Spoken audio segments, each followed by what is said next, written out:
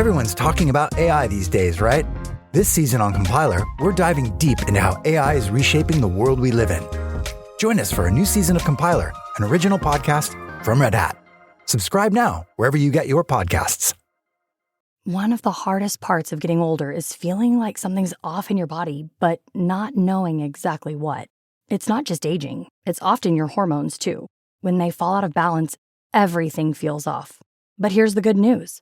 This doesn't have to be the story of your next chapter. Hormone Harmony by Happy Mammoth is an herbal formula made with science-backed ingredients designed to fine-tune your hormones by balancing estrogen, testosterone, progesterone, and even stress hormones like cortisol. It helps with common issues such as hot flashes, poor sleep, low energy, bloating, and more. With over 40,000 reviews and a bottle sold every 24 seconds, the results speak for themselves. A survey found 86% of women lost weight, 77% saw an improved mood, and 100% felt like themselves again. Start your next chapter feeling balanced and in control. For a limited time, get 15% off your entire first order at happymammoth.com with code NEXTCHAPTER at checkout. Visit happymammoth.com today and get your old self back naturally. Coming up on episode 316 of Wheel Bearings, we've got the Toyota Crown, the Honda Beat, the Honda Beast, the 2014 GMC or 2024 GMC Sierra 1500 AT4X AEV Edition. Highlights from the Detroit Auto Show, including the new F-150, Cadillac CT5, GMC Acadia, the Honda Motocompacto fold-up mini scooter, Mustang Mach-E Rally that's going to be running in the Rebelle Rally in a couple of weeks, and Stefan Hartung, Chairman and CEO of Bosch, and Brian Latouf, the Global Chief Safety Officer for Hyundai Motor Group. All that and more coming up next.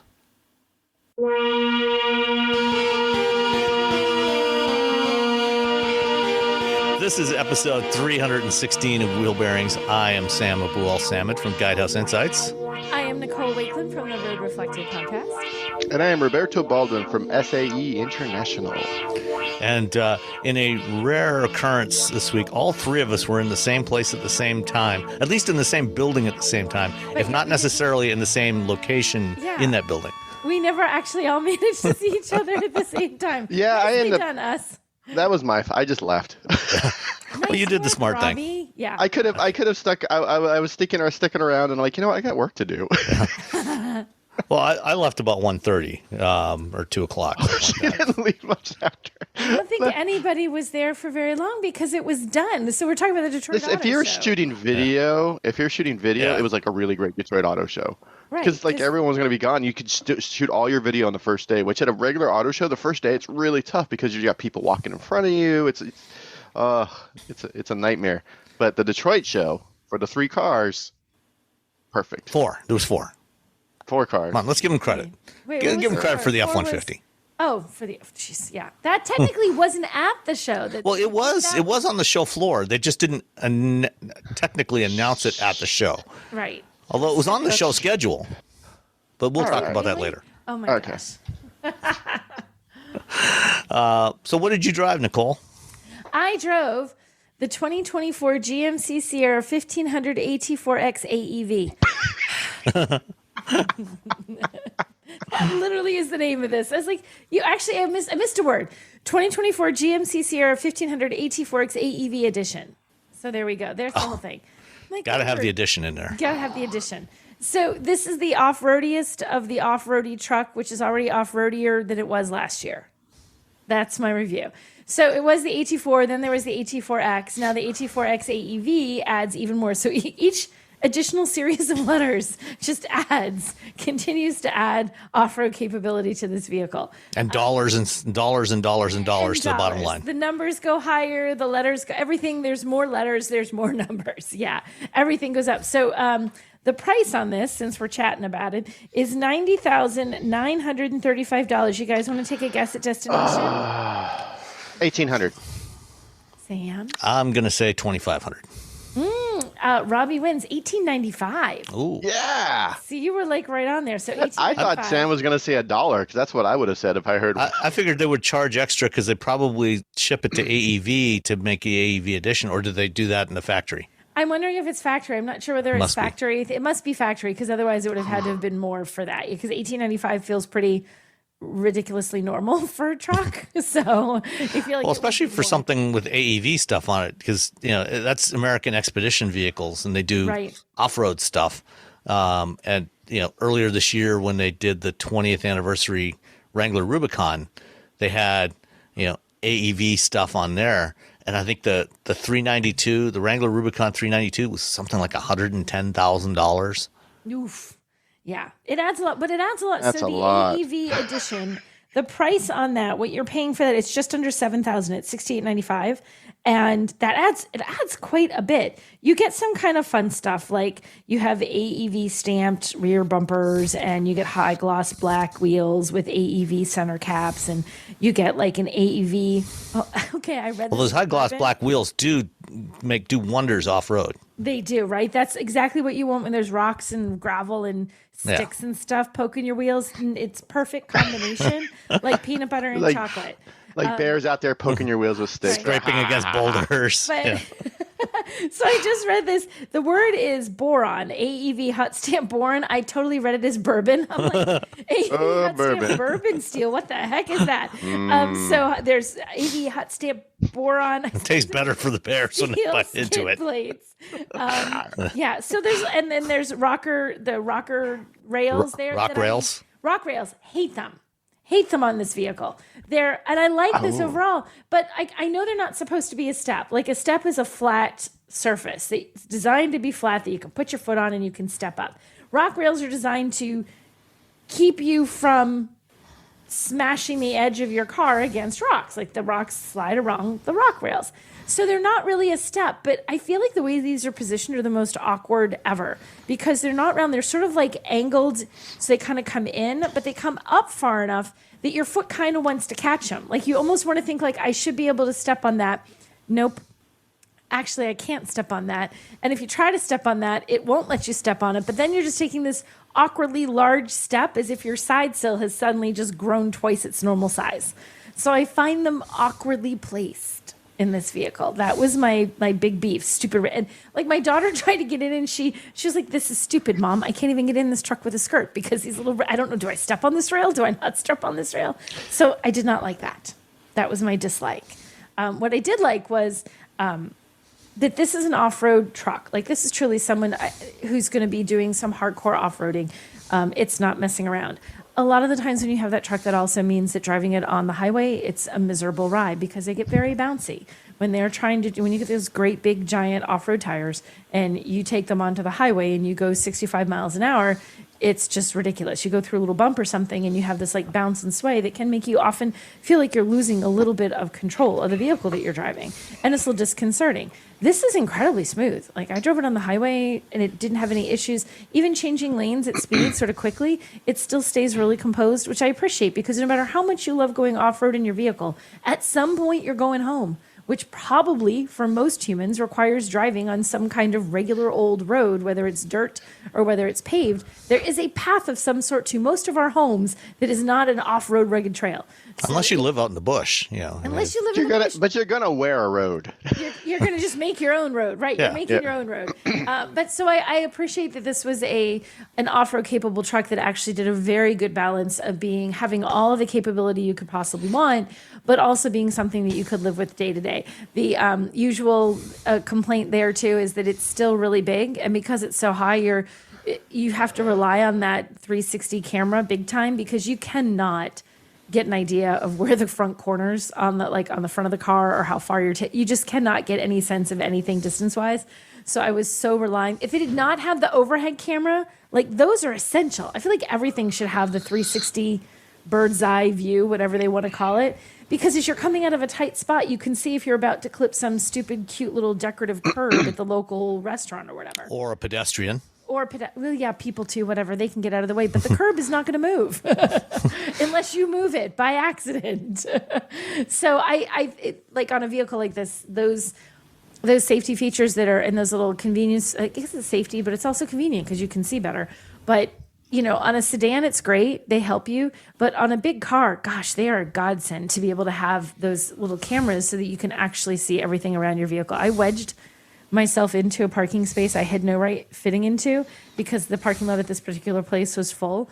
But I never would have tried it without the cameras because there was so much. There was like the wire coming down from a telephone pole, and like secure them in the ground. It has a little cover over it, a little wire there. There's a little post here. There was a rock there. I'm like, okay, let's see how these cameras work. I wedged myself right in there. Took like the last parking space in the lot. Woohoo! So I liked it. I think it's a good try. I mean, it's expensive. I'm feeling like most people that buy this don't use all that capability, but wow, $91,000 if you're not a hardcore off-roader just for a truck that looks super cool. I mean, if it makes you feel good, great. But it's a lot of money for a truck if you're not truly doing that every single weekend of your life. It's a midlife crisis, empty the 401k truck. It would. Isn't everyone emptying their 401k to buy in-sync tickets? Isn't that what's happening now? I thought not for trucks. Buy what tickets? In-sync. Are those going for as much as Taylor Swift tickets? I think they probably will. They're supposedly going to go on tour, and everyone's like, "Oh my God!" All the middle-aged moms are like, "I gotta go see me some NSYNC. I gotta raid my husband's 401k." This is why I don't go to concerts anymore. I just cannot fathom the idea of paying thousands of dollars. Oh, I don't. To watch somebody on a screen because you're so far away that you can't even actually see the band on stage.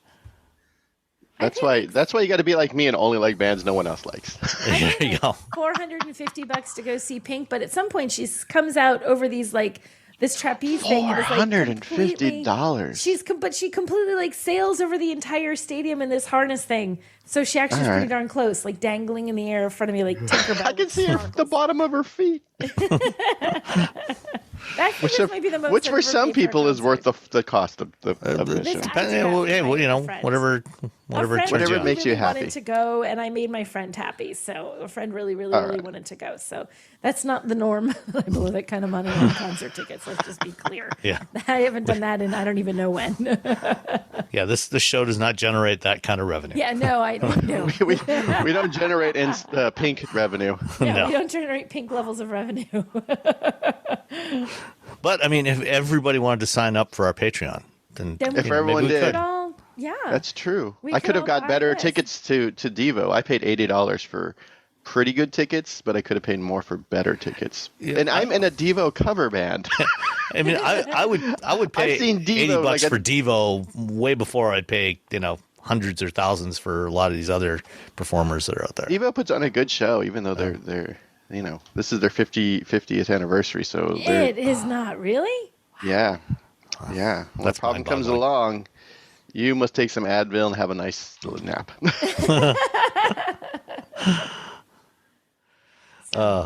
So did the Sierra have the multi-pro tailgate?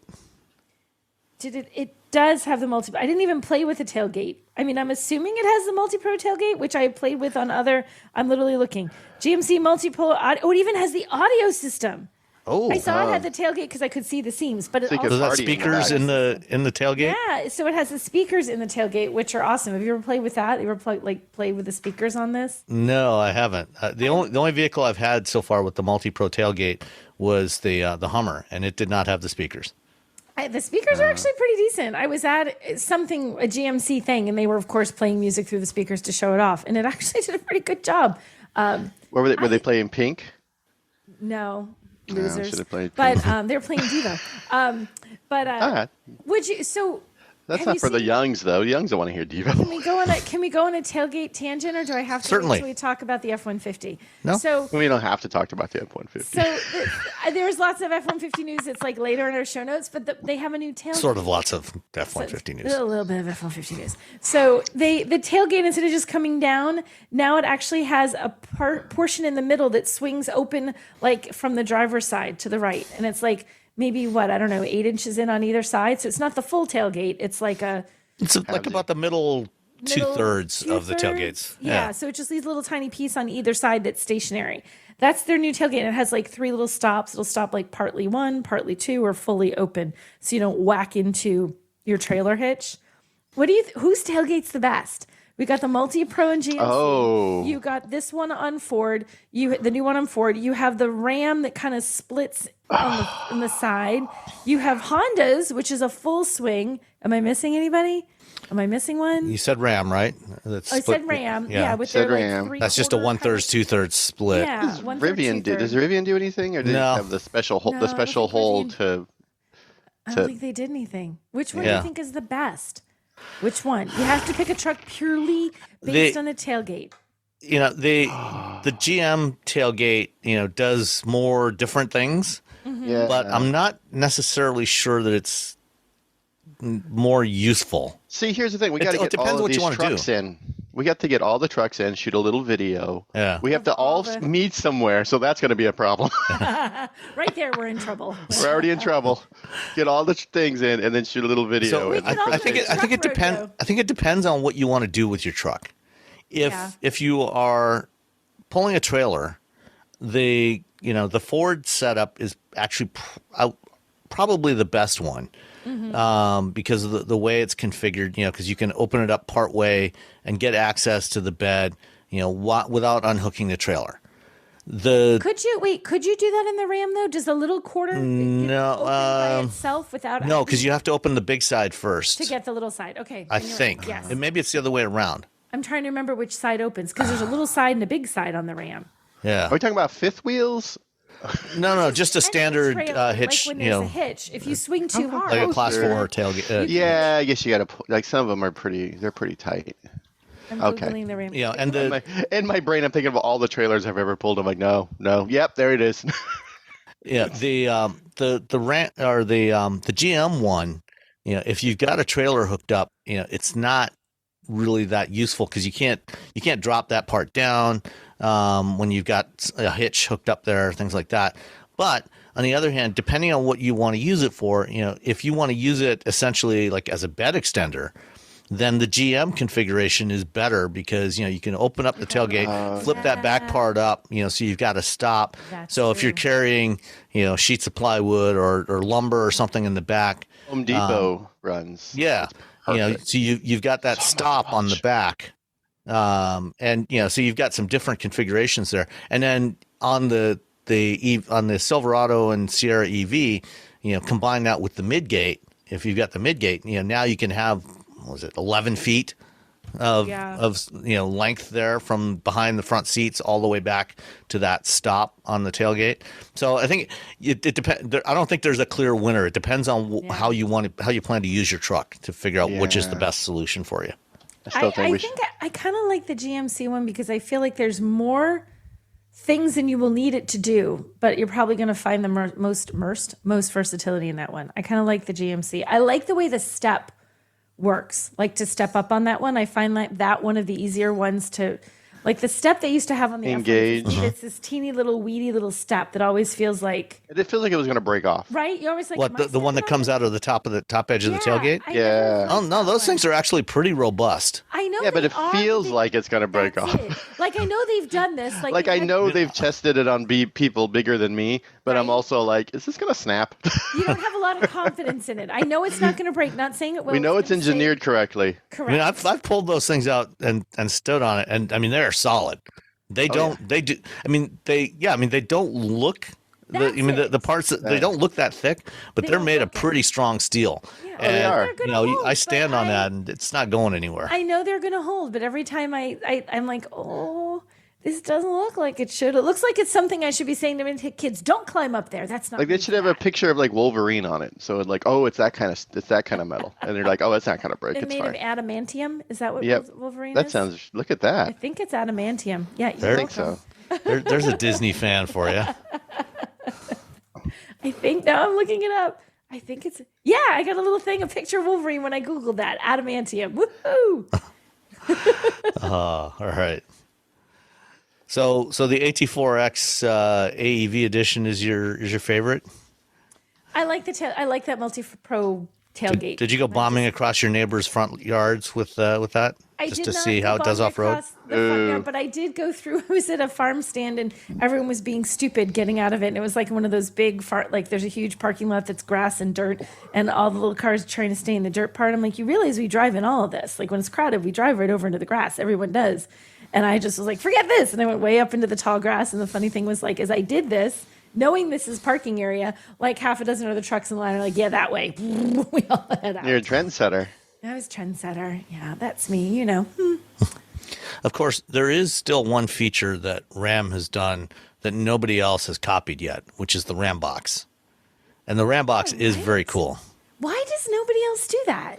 Wait, which one's the Ram box? No, That's the boxes on the side of the bed that you can access from the exterior. So you can like tuck stuff in, and you can use them as like little coolers. I mean, it's big enough that Mike Levine can fit in one of those. Have you tested this? Did you ship Mike Levine in a Ram box? Yeah, there is a video that is sadly no longer on YouTube. I'm pretty sure Mike Levine had them remove it. But back in 2008, when they first introduced that, we were at the Chrysler What's New event, and Chris Shunk and I, Mike was there. He was still running pickuptrucks.com at the time. This is before he was a Ford guy. Yeah, Mike is now the director of product communications for Ford brand for North America. But at the time, he ran a site called pickuptrucks.com. And Mike is, if you've never met Mike, he is, shall we say, slim, to say the least. He's slim, yes. And we as a little joke, we had him see if he could fit into the Ram box. And he basically could fit in the Ram box. He is that skinny. Lord. And he's not short. I mean, he's tall. He's 6 foot tall. Yeah, he's tall, but he's a skinny guy. Yeah. So you could Ram put box. two Mike Levines in the Ram boxes, or like a Mike one on Levine each side, and like a like Jill your travel Ciminello. nights. Jill would probably fit in a Ram box if Mike. Oh, Jill would absolutely fit. I mean, so you can take the head she would of have room to squirm around in there. I mean, yeah.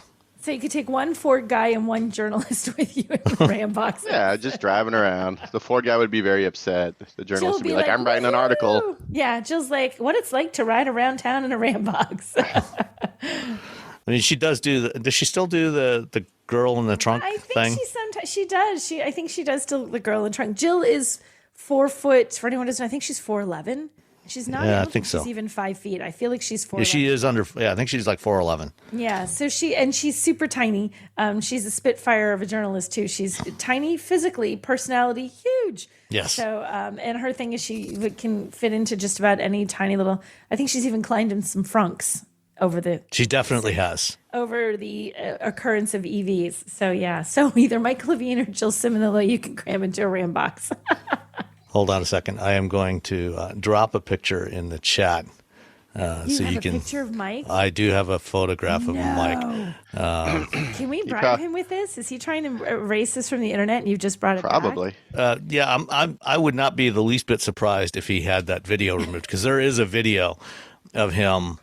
I was shooting photos while Chris was shooting video of this. Oh my gosh, he is squished into the Ram box. Yeah. He doesn't look especially comfortable, but he does fit. Yeah. He's fine. You can see there's a fancy camera recording him. I know. That's a good quality camera right there. Oh my gosh. Yeah. So we need to save this picture, and someday when Mike retires, this picture needs to come out and be blown up. Or I will include a link to it in the show notes. Yeah, let's share this picture of Mike so he picks on all of us. He's like, you guys. He'll be so angry with us. Nah. Or at least with Sam. He's not going to care. He's gonna hunt us down. He's too good a sport. He's gonna come up behind us with like a Bronco Raptor. You can't come up behind anyone in that. Like, He's like, there's a Bronco Raptor 1.5 miles away. I should move. They're so loud. Yeah. Oh, there's Mike. All right. What about you, Robbie? Oh, did you have anything else on the Sierra? No, I feel like we covered that one. Okay. I feel like we're good. All right. Robbie, what about you? So I drove a car and I rode in a car. Both of them were Hondas. One of them was a Honda Beat. Honda Beat was a little teeny tiny key car. It's a mid-engine sports car. It's a little mid-engine sports car. It's so tiny. It's a teeny tiny little key car, and I've wanted one for a really long time. If you lay down on the ground next to that, are you taller than that car is? I might I don't know. I mean, what's the dimensions of it? You look like you are taller than this car is. What did it say? I might be 129.7 inches. How many feet is that? Math. Sam. See, Let's see. That's just over 10 feet. Oh, so no, I'm not that. okay, so not. Yeah. Yeah, I'm not that tall. 10 feet, about 10 feet, 10 inches. It's I'm not that tall. taller. But I think you may be longer than the wheelbase. I was going to say, I bet he is, what's the wheelbase? 90 inches. 90 inches. What is 90 divided by 12? I don't know. I can't do math anymore. Divided by 12. 90 divided. 7.5. Almost. You're almost as long as the wheelbase. I'm close. Yeah. Wheelbase, one Robbie. Yeah. One Robbie. So I was at the battery show. I went to the car show as well, but I was mostly at the battery show with the new gig. And while I was there, everyone's good friend Mike Austin was there. Mike Austin owns a Honda Beat, and I was just like, "Hey, Mike Austin's here. I'm gonna go say hi." And he's like, "Hey, you want to go see my car?" And I'm like, "Yes, I do." Mike lives about 5 minutes away from me here. Yeah. And then he's like, "Oh, you want to drive it?" I was like, "Oh!" And I got very excited. It's a right-hand drive, little key car. It's a little silver thing. And I looked in it, and he's like, "The seat's already all the way back," because he knew what my first thought was. And so I didn't drive it on the road. I just drove it around the parking lot because if we pulled out of the parking lot, it was going to take forever to get back into the thing. So I didn't, only drove for like 5 minutes up until second gear. But Oh my God. It's just one of those things where you look at, there's this car you want and you really sort of like, oh my God, how do I get one? How do I get one? How do I get one? And then I drove it and I really liked the way it drove. It's really small, it's really tight. But also I'm very tall. And with the seat all the way back, up against essentially the firewall, my knees, and Mike had he didn't have the standard steering wheel. He had the smaller steering wheel in there, and my legs were like right up against the steering wheel. So I was doing a lot of shuffle steering. Shuffle steering is where you're moving your hands, like as you're steering it. You just you're shuffling. It's a shuffle, as opposed to keeping your hand on the wheel while making the complete turn. So love the Honda Beat. Probably won't buy one. And like getting in was, it's like getting into a Mini, like one of the 90s, UK Minis. I think that 90s and before. Yeah, the actual tiny, like from 61 or whatever until 99. Yeah. So it's like getting in one of those where you have to be it's very calculated in how you get into this vehicle. And it's also right-hand drive, just like one of the kids from Japan. And so that I'm like, okay, I know how to do this. But then, yeah, like I have more room in the Mini driving those around, but I don't have as much, But yeah, I mean, it has. I don't know what it would be like if the top had been up. Oh God, could you fit in it even? I think so. Really? I think you think so? I think I was sitting pretty low. We had a picture of Mike and Rambox. We don't have a picture of you in a Honda Beat. I have one. Let me drop see. that. Let's see. Let's drop that in the. I want to see So these could be our pictures for the show. Just people crammed in places in cars they shouldn't be. Crammed. Whoops. Nope. Crammed. That's our new show. What happened to wheel bearings? You know what? Crammed is doing so much better. It's doing awesome. We just got rid of wheel bearings. We squeeze tall people into small cars and see what happens. Crammed. That's a whole thing now. Oh, people in a tiny car. Like clown cars. Yeah. All right, here it is. Can I just drag this over here? Here we go. And for those not familiar with Japanese kei cars, this is a regulatory class in Japan where the cars are limited to 660 cc's and 66 horsepower. Oh, you don't look that bad. You look fine in there. I don't think his head would have. But look, I'm trying to. I think I did fine. I think you would fit under the top.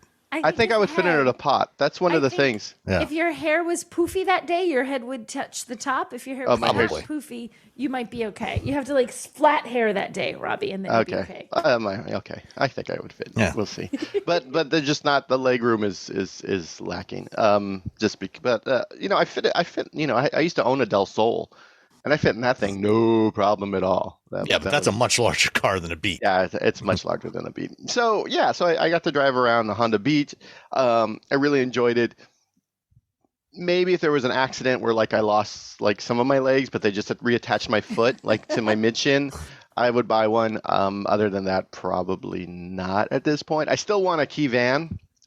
to just cruise around town as opposed to getting a truck. If you just get like one of those little tiny key vans, you'd be surprised how much mulch you can carry in one of those. Yeah, because they're very tall, and the dogs can get in the back. We can go to the dog park. It totally would get rid of super happy to get rid of the Jaguar for a key van. If anyone wants to trade a Jaguar X-Type for a key van from Honda or whoever, I'll give me a holler. But it was really fun. So that was fun. So that's one Honda I was in. And then last week, I was in another Honda, which was a little bit bigger and had a bit more power. I was in the CR-V Beast. If you don't know what that is, Honda sort of lost its mind at some point. Someone at Honda's like, hey, what if we got a CR-V? We slammed it, and then we put an engine and an electric engine, and we just made this like insane hybrid that did about 800 horsepower, which essentially, what if we just rebuilt an Indy car? What if we just made an Indy car? That is basically what it is. This is essentially the powertrain from the 2024 Indy cars. Yeah. Or something very similar to it. Yeah, it's very much the essentially what you're going to get from the Indy cars. They're moving the motor and they're doing a few other things, but that's essentially what it is. And so I got to go up to Laguna Seca, or down to Laguna Seca last weekend, and they let me sit in the car and while someone else drove it, because they're definitely not going to let me drive the beast. But it was outstanding. It was really fun. And what was cool is on the first run, tires. If you ever do track time, you know that the first lap can be a little hairy, just because the tires haven't been warmed up. And so right before we hit the corkscrew, which is you're going up a hill, you can't see where you're going. It's a blind downhill, left, right, I think. Left and right. And if you're not careful, you can go off camber on the right. So the left, and then on the right, if you're not careful, if you're too far out, you're off camber, and then you'll just slide into Anyway, so right before we hit that, when the driver put the brakes on, there was a little wiggle, and I was like, "Yeah, this is gonna be fun." But it was anytime there were people there it was an Indy race, it was qualifying day, and there were people there who had paid, I guess, there's tandem Indy cars that you can ride in, and so they got to do. If you're a big car person. You love cars, you love going fast or whatever, and you've never done a hot lap with a professional driver, figure out a way to do it. Yeah. Because it's still a lot of fun. It can be, especially their first one, you're like, oh my gosh, what's happening? Because it's so much faster than you ever thought a car should be going. But you're also riding with people who, this is their job, and they're not doing 10/10ths for them. They're doing like 7/10. But to you, it'll feel like 12/10ths. Like I've been in cars where the driver is just driving like a maniac. I feel like, and they're like, "So how you doing?" "So I was a flight," and they're blah blah blah. My favorite ride like that of all time was in 2010. I was riding shotgun with Juan Montoya around the Milford Road Course at the GM Proving Grounds in a Corvette ZR1, and we did about 5 laps. And when Juan Montoya starts talking, it's like, he's just a chatterbox, and he's drifting this car around the corners at ridiculous speeds and chattering the whole time and telling me, what a piece of garbage a Ferrari 360 is. I can't even remember what the context was, why we got to that, but it was so much fun. No, it's really some, if you're in a race car, you typically can't really hear unless they put comms on you, because it's just so loud. Like you had to have ear protection, or you'd just be deaf even with the helmet and the head sock. Sometimes I've been in a Camry where someone was doing a hot lap around Sonoma. I was like, what is going on? And they're talking to you the same way that you would be talking to your friend as you're driving through the Target parking lot. They're like, yeah, la la la la la la la, because they're not racing anyone, and they're like, I don't have to go like 10/10ths because I can't do it with this car without melting the tires. If I melt the tires in this first run, I can't. I'm gonna have to wait. I'm gonna have to do this all day and waiting, or I can do it in an hour if I don't melt the tires and just be cordial. And so So I went out. It was bonkers. It was a lot of fun. The Beast is it's really interesting because Honda's it felt like for years Honda was kind of boring, and not kind of boring. Honda was boring for a long time. Just say it. Just commit And to I it. think the last 5-7 years they're coming out of that, and now they're sort of they're embracing who they are. They're embracing some of their fun vehicles, the enthusiast vehicles, and they're embracing EVs, which means if they're embracing enthusiasts and EVs, I'm excited to see what's coming down the pike from them. So yeah, so those are two cars, two Hondas, one teeny tiny, one with the. Well, I got to ride in the Beast back in June ahead of the Detroit Grand Prix.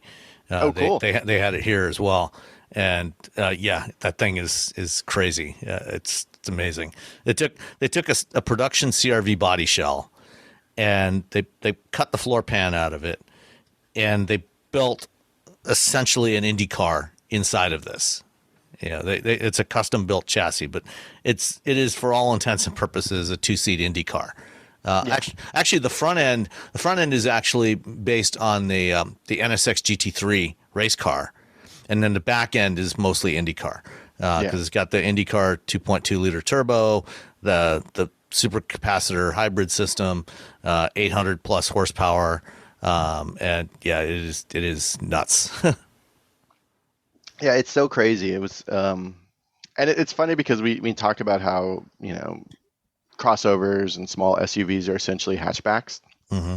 This thing is slammed so close to the ground, you're just getting into it like a sort of big hatchback. Yeah, it's just a reminder that most of these vehicles are just raised hatchbacks. Yeah, pretty much. And for those that are interested in going for a ride, with a professional driver on a racetrack. If you're ever in Germany, check out the schedule for public days at the Nürburgring on the Nordschleife.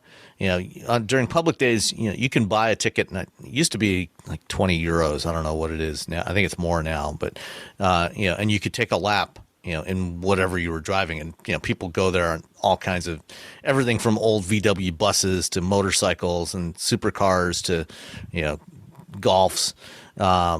But you can also get a taxi ride, a ring taxi ride with, and they have a bunch of professional drivers, and these are, they're racers, that drive, they used to drive M5s. I'm not sure what they're using now. They may still be using M5s. And you can ride along, shotgun with somebody that really knows the Nordschleife. And this is such a long track that you have to drive it a lot to get to know it. These drivers know it, and that will be better than any roller coaster that you will ever ride at Cedar Point or anywhere else. I have driven by the Nürburgring so many times, dozens of times at this point. Never been there. Oh, you gotta go. It's always like, oh, do I have time? And then I look at oh my God, I don't have time. All right, maybe next time. It's always maybe next time. So maybe, I don't know. You got to plan a trip to Germany just to do that. I got to plan a trip to Germany where I just stay in Germany. I've been to Germany so many times. I've probably been to Germany 30 times at this point, maybe 40, a lot. I've been to Germany because 3 automakers are there. And yeah, and I've never been to Germany. It's just sort of sad, really. Yeah. I know people who are I went all the way there just to drive this car. And I'm like, oh, wow. Well, I drove by in a sports car, but didn't have a chance to stop in. Yeah. Between client meetings, managing your business, and everyday tasks, who has time to worry about website hosting? With Kinsta's managed WordPress hosting, you don't have to. They handle the technical stuff, delivering lightning-fast load times, enterprise-grade security, and 24/7 365 human-only support. Simply switching to Kinsta could make your site up to 200% faster. Kinsta's custom dashboard makes managing sites easy, with powerful features designed to save you time and effort. Plus, their free expert-led migrations ensure a smooth transition. Ready to see why Kinsta is trusted by thousands of businesses? Get your first month free at Kinsta.com. That's KINSTA.com. Kinsta. Simply better hosting. Everyone's talking about AI these days, right? This season on Compiler, we're diving deep into how AI is reshaping the world we live in. Join us for a new season of Compiler, an original podcast from Red Hat. Subscribe now wherever you get your podcasts. One of the hardest parts of getting older is feeling like something's off in your body, but not knowing exactly what. It's not just aging, it's often your hormones too. When they fall out of balance, everything feels off.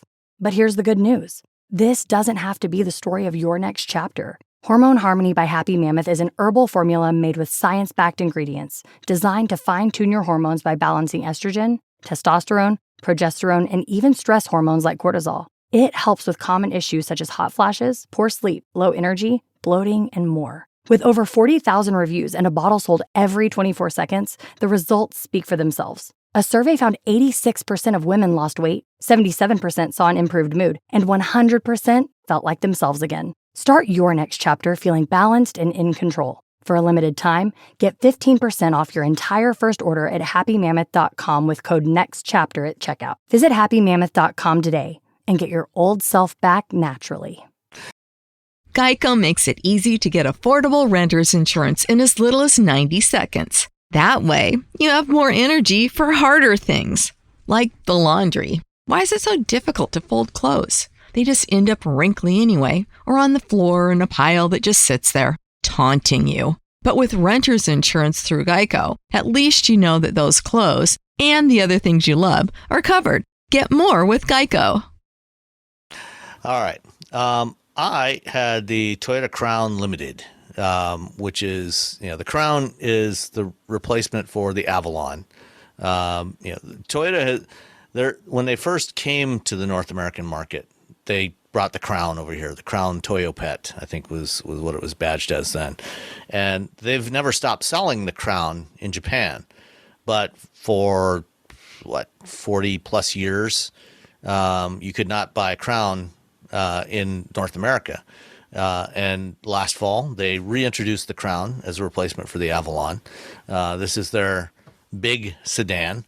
And, it's a lot sleeker looking than any Avalon ever was. But it's also kind of unusual in its packaging. Let's put it that way. His face was like, what word do I use? It's like remember Micro Machines?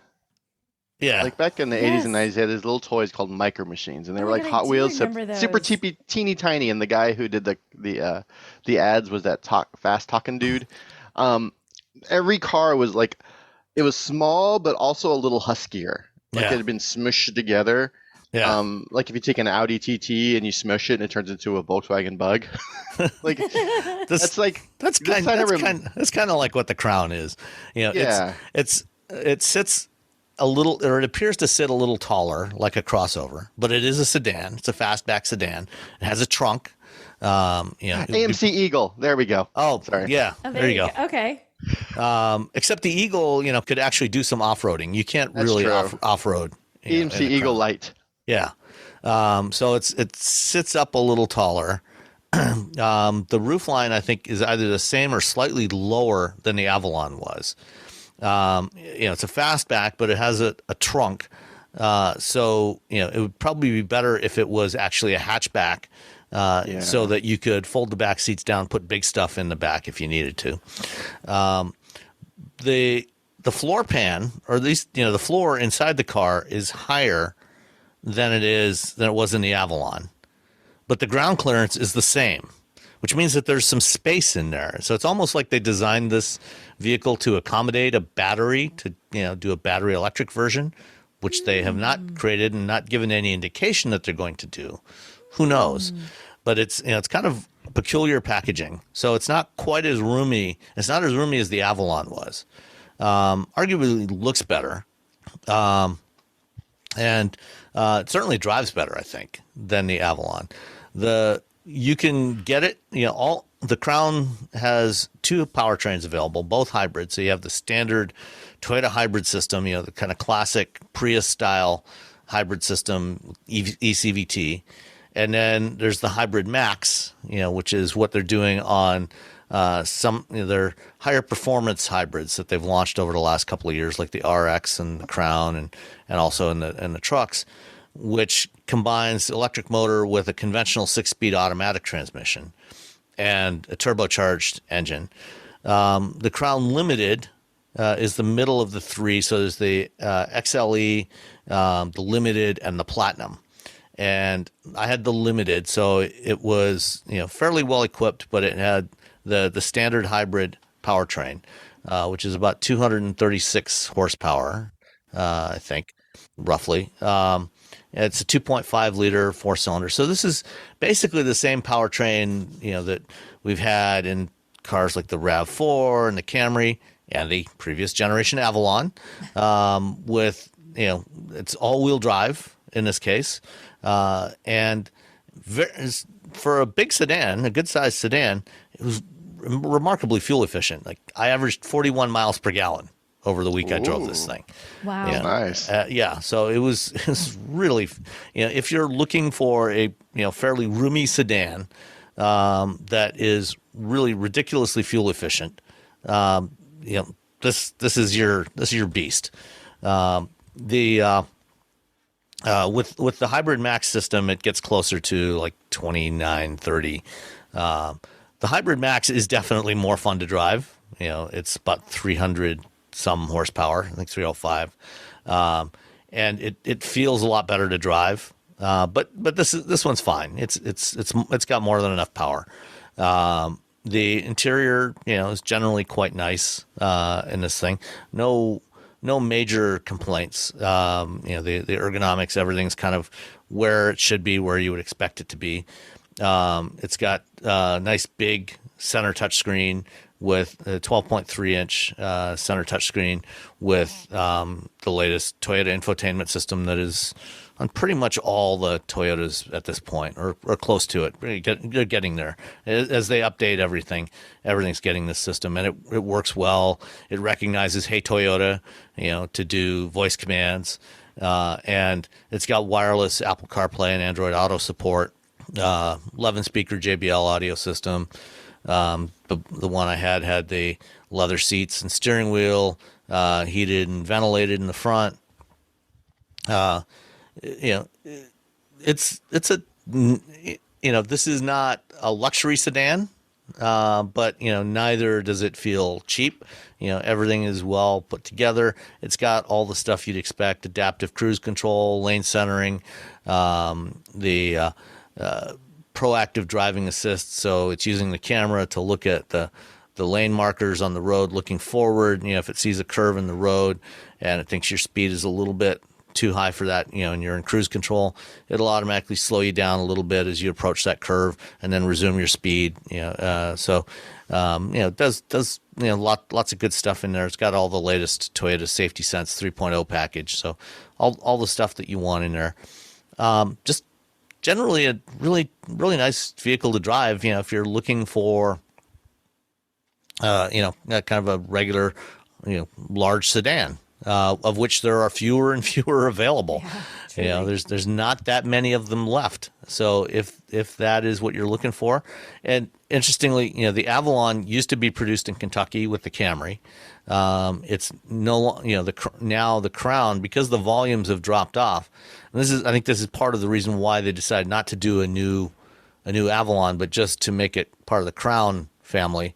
This one's now sourced from Japan. And I think they're only targeting about 20,000 sales a year in the U.S., which is not that much, but at least there is for Toyota. Yeah, nothing. At least there is an option for people that want a larger sedan. Someone in my neighborhood bought one. Did they? Yeah, there's one down the street. I'm like, hey. Yeah. Wow. The Taurus is gone now. The big GM sedans are gone now. The Dodge Charger and Chrysler 300 are going away imminently. Nissan's dropping the Maxima, and except for the high-end German brands, there's not really any other options left. So get one of these while you can, if that's what you're interested in. That's your jam. The Crown, the XLE starts at just under $40,000. The Limited that I had has a base sticker of $45,550, and with the handful of options that are on here, including the premium paint and the mud guards, and the advanced technology package, It came out to a grand total of $50,169. And guesses on the destination charge? Ooh, 1,100. Nicole? 1095. Ding, ding, ding, ding, ding. Right on. Exactly 1095. Whoa. Which, yeah, if you were going to go under, Robbie, you probably should have gone with $1. But $1? You know, it's Really? it's pretty rare that we get one spot on. So literally when you said ding ding, you're looking at the screen, I'm like, Robbie was perfectly on. Then I'm like, oh my God.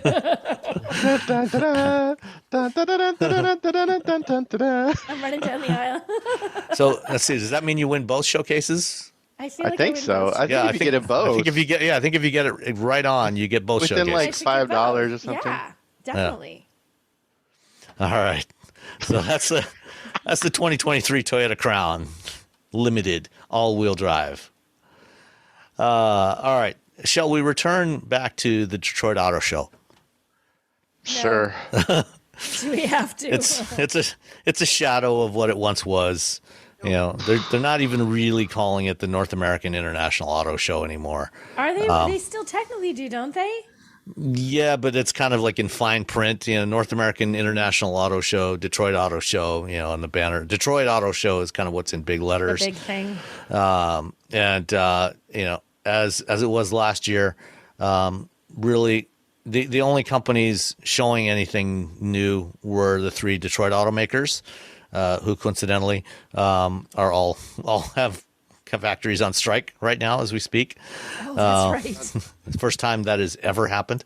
But you know, of the four vehicles that were shown, you know, well, first of all, none of the European brands showed up. The Koreans were not there, although a local Kia dealer did have some Kia vehicles on the show floor. Same thing with Volkswagen. They had some VW vehicles on the show floor. But Toyota had a stand, you know, that they put up, but did not have, you know, anything to announce at the show. And Honda kind of straddled the show. They brought the ZDX here the week before the show, a few days before the show last week, and this coming week they're going to be revealing the Honda Prologue here in Detroit, but not at the show, of course. Not at the show. Yeah. Yeah. So of the four vehicles that were technically unveiled here, three of them were mid-cycle refreshes, and only one was all new. So let's start with the F-150, which they showed on Tuesday night in Hart Plaza. And you know, we already talked about the big news, which was the tailgate. The tailgate, yeah. And it's got a new grille. Uh-huh. If you put them next to each other, this one and the previous one, I've because I saw all the leaked images and everything. I was like, wait, what's the difference again? Yeah. Well, it is literally a mid-cycle refresh. Yeah. All the sheet metal, except for the if you get the proactive tailgate or something. Proactive. I think it's proactive tailgate. I believe that. Yeah. Whatever their branding is for the tailgate. Unless you get the fancy tailgate, all the sheet metal is carryover. Yeah. You know, the lights are new. The grille is new. There are a few tweaks. Like you get, you know, they have that optional modular bumper on the Tremor, which is standard on the Raptors. That's really cool. I like that the bumper too. It has the sensors for the safety systems are built into that optional bumper, so you don't lose them. Like sometimes when they do that, they're hidden behind now, like essentially on the grill of the normal version of the car. You put the fancy bumper and fancy stuff, and you can't see it. You can still see stuff. So they put a second set of sensors, the ultrasonic sensors, and the front camera in the bumper, and then you can get that with a 12,000-pound Warn winch, which you know, if you're going to off road, you know, that's a very handy thing to have. If you happen to know Sam's going somewhere with mud, you should just follow him with it. Yeah, and then, you know, tow me out when I'm, you know, once I get stuck. I love that's not the if he does. When I get stuck, guys, help me out. Because it's going to happen. Always good to have a friend with a winch. At the background presentation, you know, one of the things that they emphasized was that they have reduced the number of buildable combinations by 90%. So basically almost all of the options are now part of either trim levels or packages, that's rather than standalone options. Because I remember, back around 2010, at that point, there were, for the F-150, there was something like 14 million permutations that you could potentially build. Because you've got regular cab, super cab, crew cab, 3 or 4 different bed lengths, front wheel or rear wheel drive and 4-wheel drive, and different 4-wheel drive systems, different engines. They're not saying exactly how many combinations there are now, only that it's 90% less than what it was for 23, which was already reduced from 2010. But it's probably in the order of a couple of thousand combinations now, which is still crazy. Which is fine. You know what? I saw. I forgot to tell you all. I saw a regular cab F-150 new. That a regular person was driving. It wasn't like a fleet truck or municipality or anything. Someone bought a regular cab, white with Steelies. I was like, oh, nice. I tried to chase him down and take a photo. Wait, I need your picture. Someone got the base level F-150 just for around the house. I was like, oh, this person. Perfect. Awesome. Somebody bought one. Go that. Was it a long bed too? Was it the 8-foot bed? Yeah, it was the long bed. So it was the regular cab with the long bed. I was like, oh, this person knows. They're just like, I don't have any friends. This is a real truck person. Yeah, they're like, I don't have any friends. If I do, I can just lay them down in the back. Yeah. Well, your friends will be calling you when they need to move stuff. Oh yeah, definitely. Yeah, they don't need to ride in there. They just want you to move their stuff. That's it. Just for stuff. It's stuff transport. That's what. Oh, I sold the truck. I saw it in your parking space last night. Nah, I sold it. It's gone. It's gone. Yeah. Lost the keys. And then the other thing they did was they dropped the base 3.3 liter naturally aspirated V6. So the 2.7 liter twin turbo is now standard equipment. That's now the base engine across the board. They also showed us the Raptor. The Raptor R for 2024 will have, quote unquote, more than 700 horsepower, which is, right now it has 700. It will have exactly, Sam? Do we know? More than 700. That's all they would say. They'll 703. They'll have more details on that later. Yeah. So that's the F-150. And then the Cadillac CT5 got a slightly revised grille, and it's got the dashboard from the Cadillac Lyriq now. Ta-da! I like the old grill. I'm just gonna say it. Because they have the old one still there. So you look at the old one, you look at the new one, you look at the old one, you're like, oh, they shouldn't have done this. This was a mistake. The new one actually looks more like the V series. Yeah, I don't know. I like the older grill. That's fine. Yeah. I don't care. Yeah, that's it. It's literally, again, if you stood in front of it, you wouldn't know the difference. It's when you're sitting in the car that you're like, ooh. But that's where the money's happening. I think the really big news, though, is that Cadillac is still building the CT5. They decided to invest the time and money to actually, build another, to refresh it and keep building these for a while. So Cadillac. Yeah, so that's good. And then the only new product, there was also the Gladiator, 24 Gladiator, which gets, the slightly tweaked grille and the new dashboard from the 24 Wrangler, which we drove a few months ago. Right. So that's it. That's all the news there. And then the only really new thing was the Acadia, the 24 GMC Acadia. What'd you think of that? The Acadia's back, people. It's back. Womp, womp, womp. Well, the full size Acadia is back. The full size Acadia is back. Womp, womp, womp. Sorry. The thing you forgot was a car is back. It's returned, guys. Get excited. Yeah, so the second gen Acadia, they went to a shorter wheelbase than they did for the Traverse, because the first generation, the Buick Envoy, the GMC Acadia, and the Chevy Traverse, and there was a Saturn. I forget what the Saturn was called. They were all on the same wheelbase, the same powertrain, the 3.6 liter V6.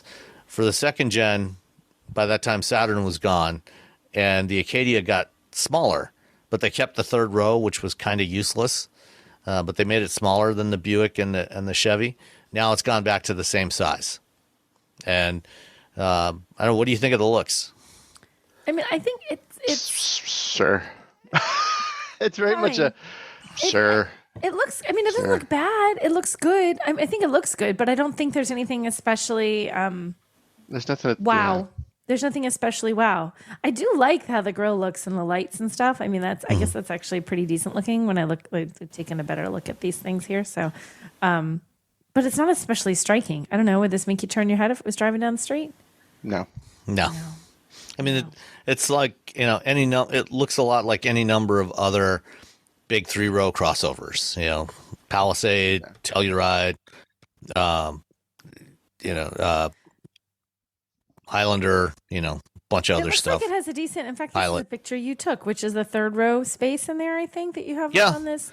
No, and that was a pretty decent 3rd row back there. I would say like the space between that 2nd row seat and the cushion on the 3rd row seat, it looks like it's going to be relatively roomy. I don't know how many 3 people would fit back there, but like 2 adults, no problem.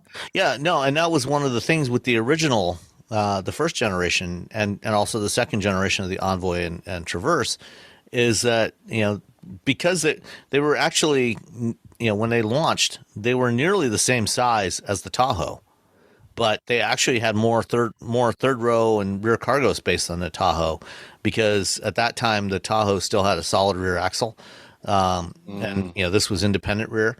So the 3rd row is actually pretty useful in these things, and so it looks pretty good. For people looking for a 3-row crossover, this is actually a pretty good option for them. And it's it'll probably be worth considering. Do we get pricing on this? I don't. No, it doesn't. It goes on sale early in 24, so it's probably about 4 or 5 months away.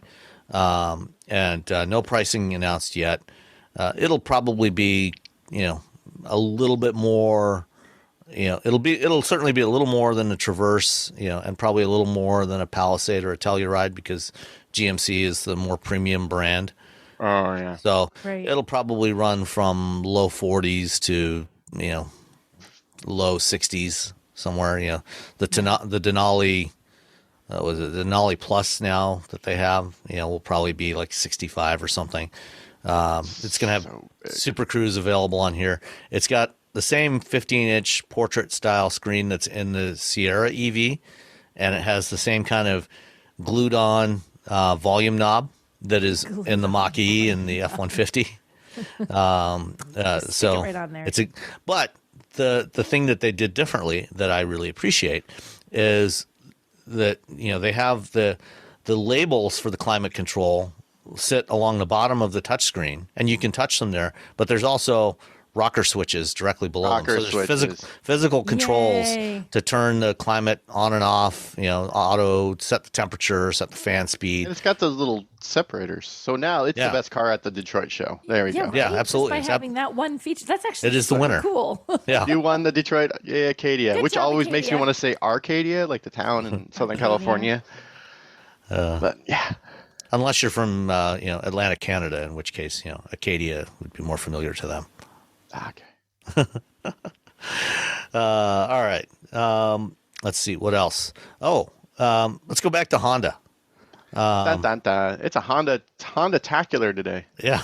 Happy Honda days, everyone.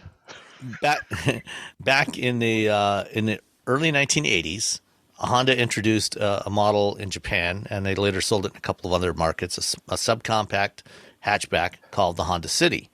And at the time, they one of the options for it was something called the Honda Motocompacto, which was a little fold-up scooter. It was a 49cc gas scooter, and it was a 2-stroke. That the handlebars folded down and the seats folded down into it, and the wheels, or at least the front wheel, folded up a little bit. And it was perfectly sized to fit into the cargo space of this tiny little Honda City. Nifty. And they also sold it as a standalone thing for a couple of years in Japan. They never sold it here. But the Motocompacto, at least the idea behind the Motocompacto, is back as the Honda Motocompacto. Yeah. And this time it's electric. You know what it looks like? It looks like a suitcase. You know the suitcases that that are designed so the kid can sit on them when the parent pulls them through the airport, so the kid just sits on a little suitcase. It makes me think of those little suitcases. Oh yeah, it's exactly that, but for adults. It doesn't it? It looks exactly like those suitcases. Well, and it's actually, I mean, it's not that far off from the size of, a standard suit, like a check-in suitcase, not a carry-on, but a check-in suitcase, except it's only about 4 inches wide. So it's not as thick as a suitcase. And that, not including the foot pegs and the handlebars, which fold up. And it's electric, and I think it'll go about about 12 miles an hour? No, 12 miles. 12 miles range, 15 miles an hour. So, it's small enough. It only weighs 41 pounds. So you could stick it in the back of your Honda Pilot easily, pull it out, if you have to park far away from your office or something, or you just want to use it, to go to the store or things like that, you can pull it out, unfold it, and ride it along. And actually, this thing weighs about half of the e-bike that's in my garage right now. I've got testing an e-bike that we'll talk about at a future time. And that thing weighs 75 pounds. So this thing is only 41 pounds. And Mike Austin, who we referenced earlier, he's decided he wants to order one of these. It goes on sale in November in the U.S., and it's going to be $995. They're going to sell out. Yeah. Oh, yeah. Absolutely. There's no. I'm already like, how can I get one of these? What can I do? What can I sell? What can I? What can I sell? A kidney, Robbie. Because let's say you drive into the city, and the parking lot, or you want to drive to the outside of the city, or you want to drive. You could drive this maybe to the. Let's in the Bay Area we have BART. You don't live next to BART, so you have to drive to the BART station. You park your car. You take your little Motocompacto. You take it onto the BART as an e-bike. Essentially, it's essentially just an e-bike. You get to the city, and then you ride it along to your job. You go upstairs. You plug it in because it's only 41 pounds. You plug it in for 3.5 hours. It recharges. San Francisco is only 7x7 anyway. But we have a lot of hills, so it's probably going to burn through that little battery. But still, like you're just cruising around in the bike lane. You put it into the office, and then you get back in, ride it home, get on the BART, come back over to the East Bay or South Bay or wherever you live, and then you're good to go. I can't. Or you just cruise it around town like the coolest person in your block, and they're very like, you can do all this art on the side and stickers, and so they're very much you're going to see I feel like we're going to see scooter gangs who have all scooter gangs who have all these, like, they're going to be art projects. It's going to be impossible to get one of these, is what I'm trying to tell you. They're going to be on the you're going to see $5,000 versions of these within a week. I think I'm going to order one now. Just order one, and then, because you're right, and it's like people are going to make them all custom and fun and cutesy, and then sell them for even more than what they're worth. Yeah. Orders don't start until November. I'm going to have an opportunity to ride this thing in about 3 weeks at M1 Concourse, which should be entertaining. Wow. I'm going to hit up somebody. I don't know if they'll actually let us ride it all the way around the track or just on the VDA there, but probably the VDA, because if you go to a track, there's little electric scooters everywhere. Yeah. Well, the track is only 1.5 miles long, so they might just let us ride around the whole track. Maybe they'll let you. That's not a super long track. Yeah. This thing should be a lot of fun. Ask really nice, and I bet they will. Yeah. If I go down to Torrance, will they let me? I'm trying to figure out who's gonna... It's only got a maximum speed of 15 miles an hour, which also is significantly less than that e-bike. The e-bike will go 28 miles an hour. Oh yeah. 15 miles. That's appropriate amount. Where are you going in the bike lane? What are you doing? Are you? This isn't Tour de France. You're just trying to get to work. Well, settle down. For the e-bike, you have to put it in. You have to go into the settings and you got to put it in like mode levels.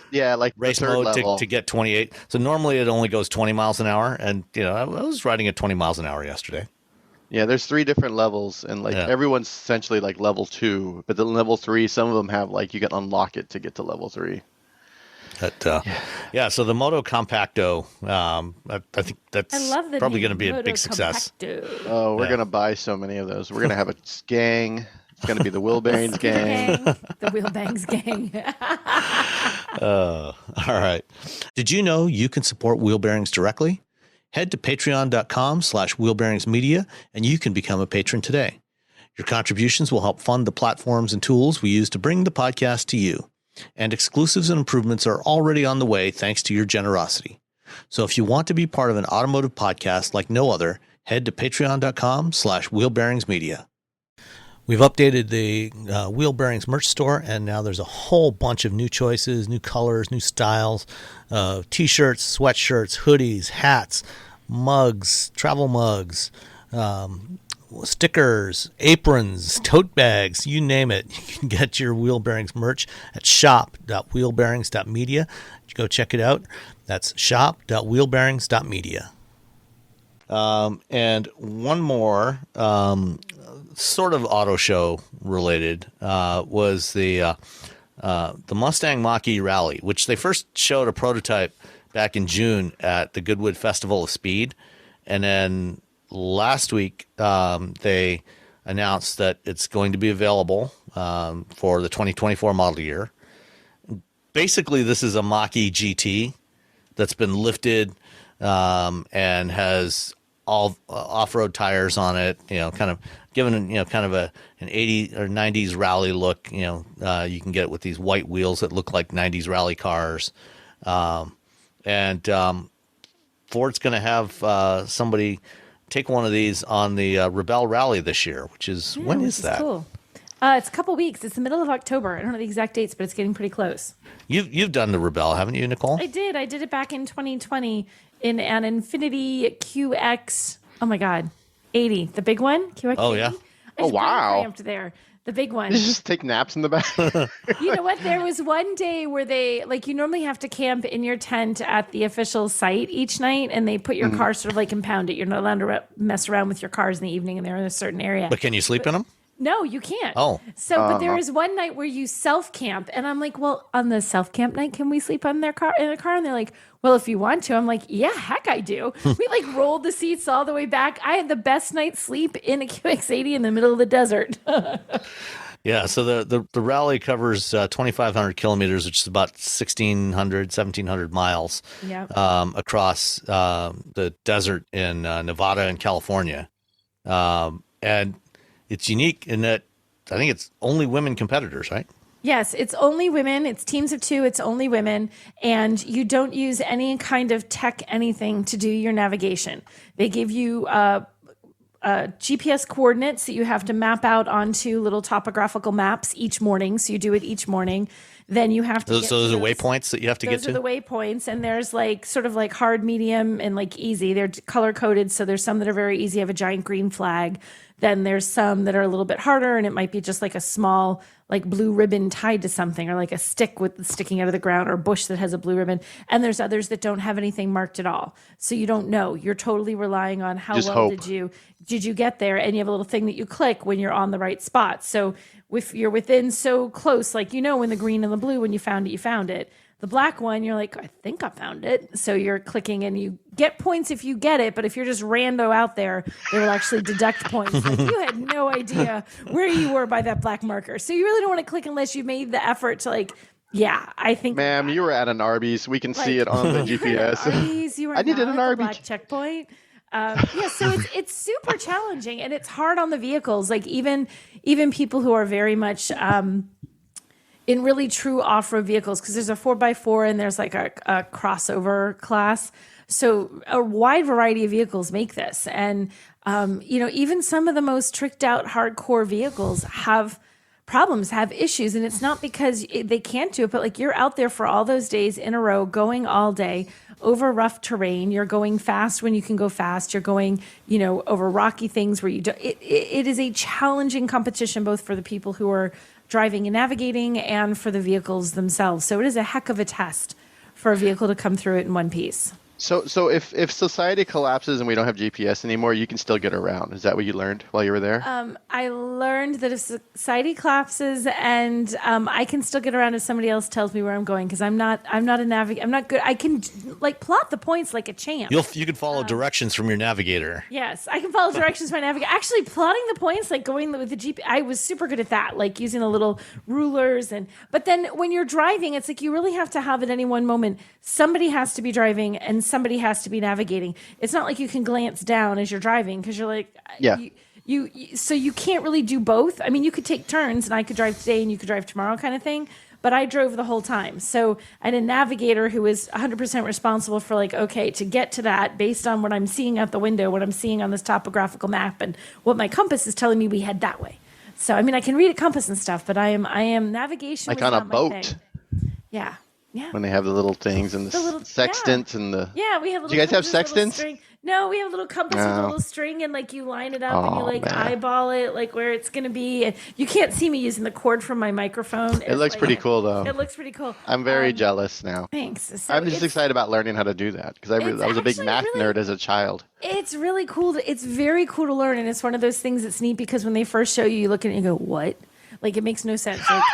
Like, I'm supposed to do what? And it just is really overwhelming. And then after a little bit, like when it clicks, it's like a light bulb goes off in your head. And you're like, oh, I get how to do this. Once you get it, you get it. And then, of course, the challenge is always finding your way once you're in the desert. And that's all you have. Like, they cover up your GPS screen and everything. Once you're there and you're tired and you're hot and you're stressed, it's a whole different ball game. So they just cover it up? They don't like... I guess you can disable it. Well, because disabling it can get tricky. Like how much, you know what I mean? It's not like a simple thing to disable it. So they take a piece of, like they literally take cardboard and they use, you know, the kind of tape they use to keep you from taking a camera picture of something. So if you move the tape, then it leaves, the tape shows you pulled it off. It's the same thing. They tape it up. And then if you have, like, you have to get rid of your phone, your watch, any kind of your laptop, everything has to be at the beginning of the event. You have to put it into this thing and you can keep it with you, but like you have to literally show at the end. They tape it all and seal it all up and you have to show when you arrive at the end, like here it is. But you didn't do the all thing. Still taped up. They look inside, they can see that your GPS is all taped up. So you have none of that, you know. Could you get like an old Nokia phone and still call your friends? Hey, what's going on? No, that's cheating. No, you don't. The idea is that you're just doing this without. You're off the grid. You are off the grid. Like the only way someone can get a hold of you is like there's, you know, in an emergency, your family can call and like, look, I got to get a hold of her. That's about it. So you are 100% off the grid for that whole time, living in the desert in a tent. And driving around all day. Yeah, it's actually it's a very cool experience and very challenging, like I said, for the competitors and for the cars. So any car that does it, that says something pretty cool about that car. It'll be interesting to see how the Mach-E does as an EV.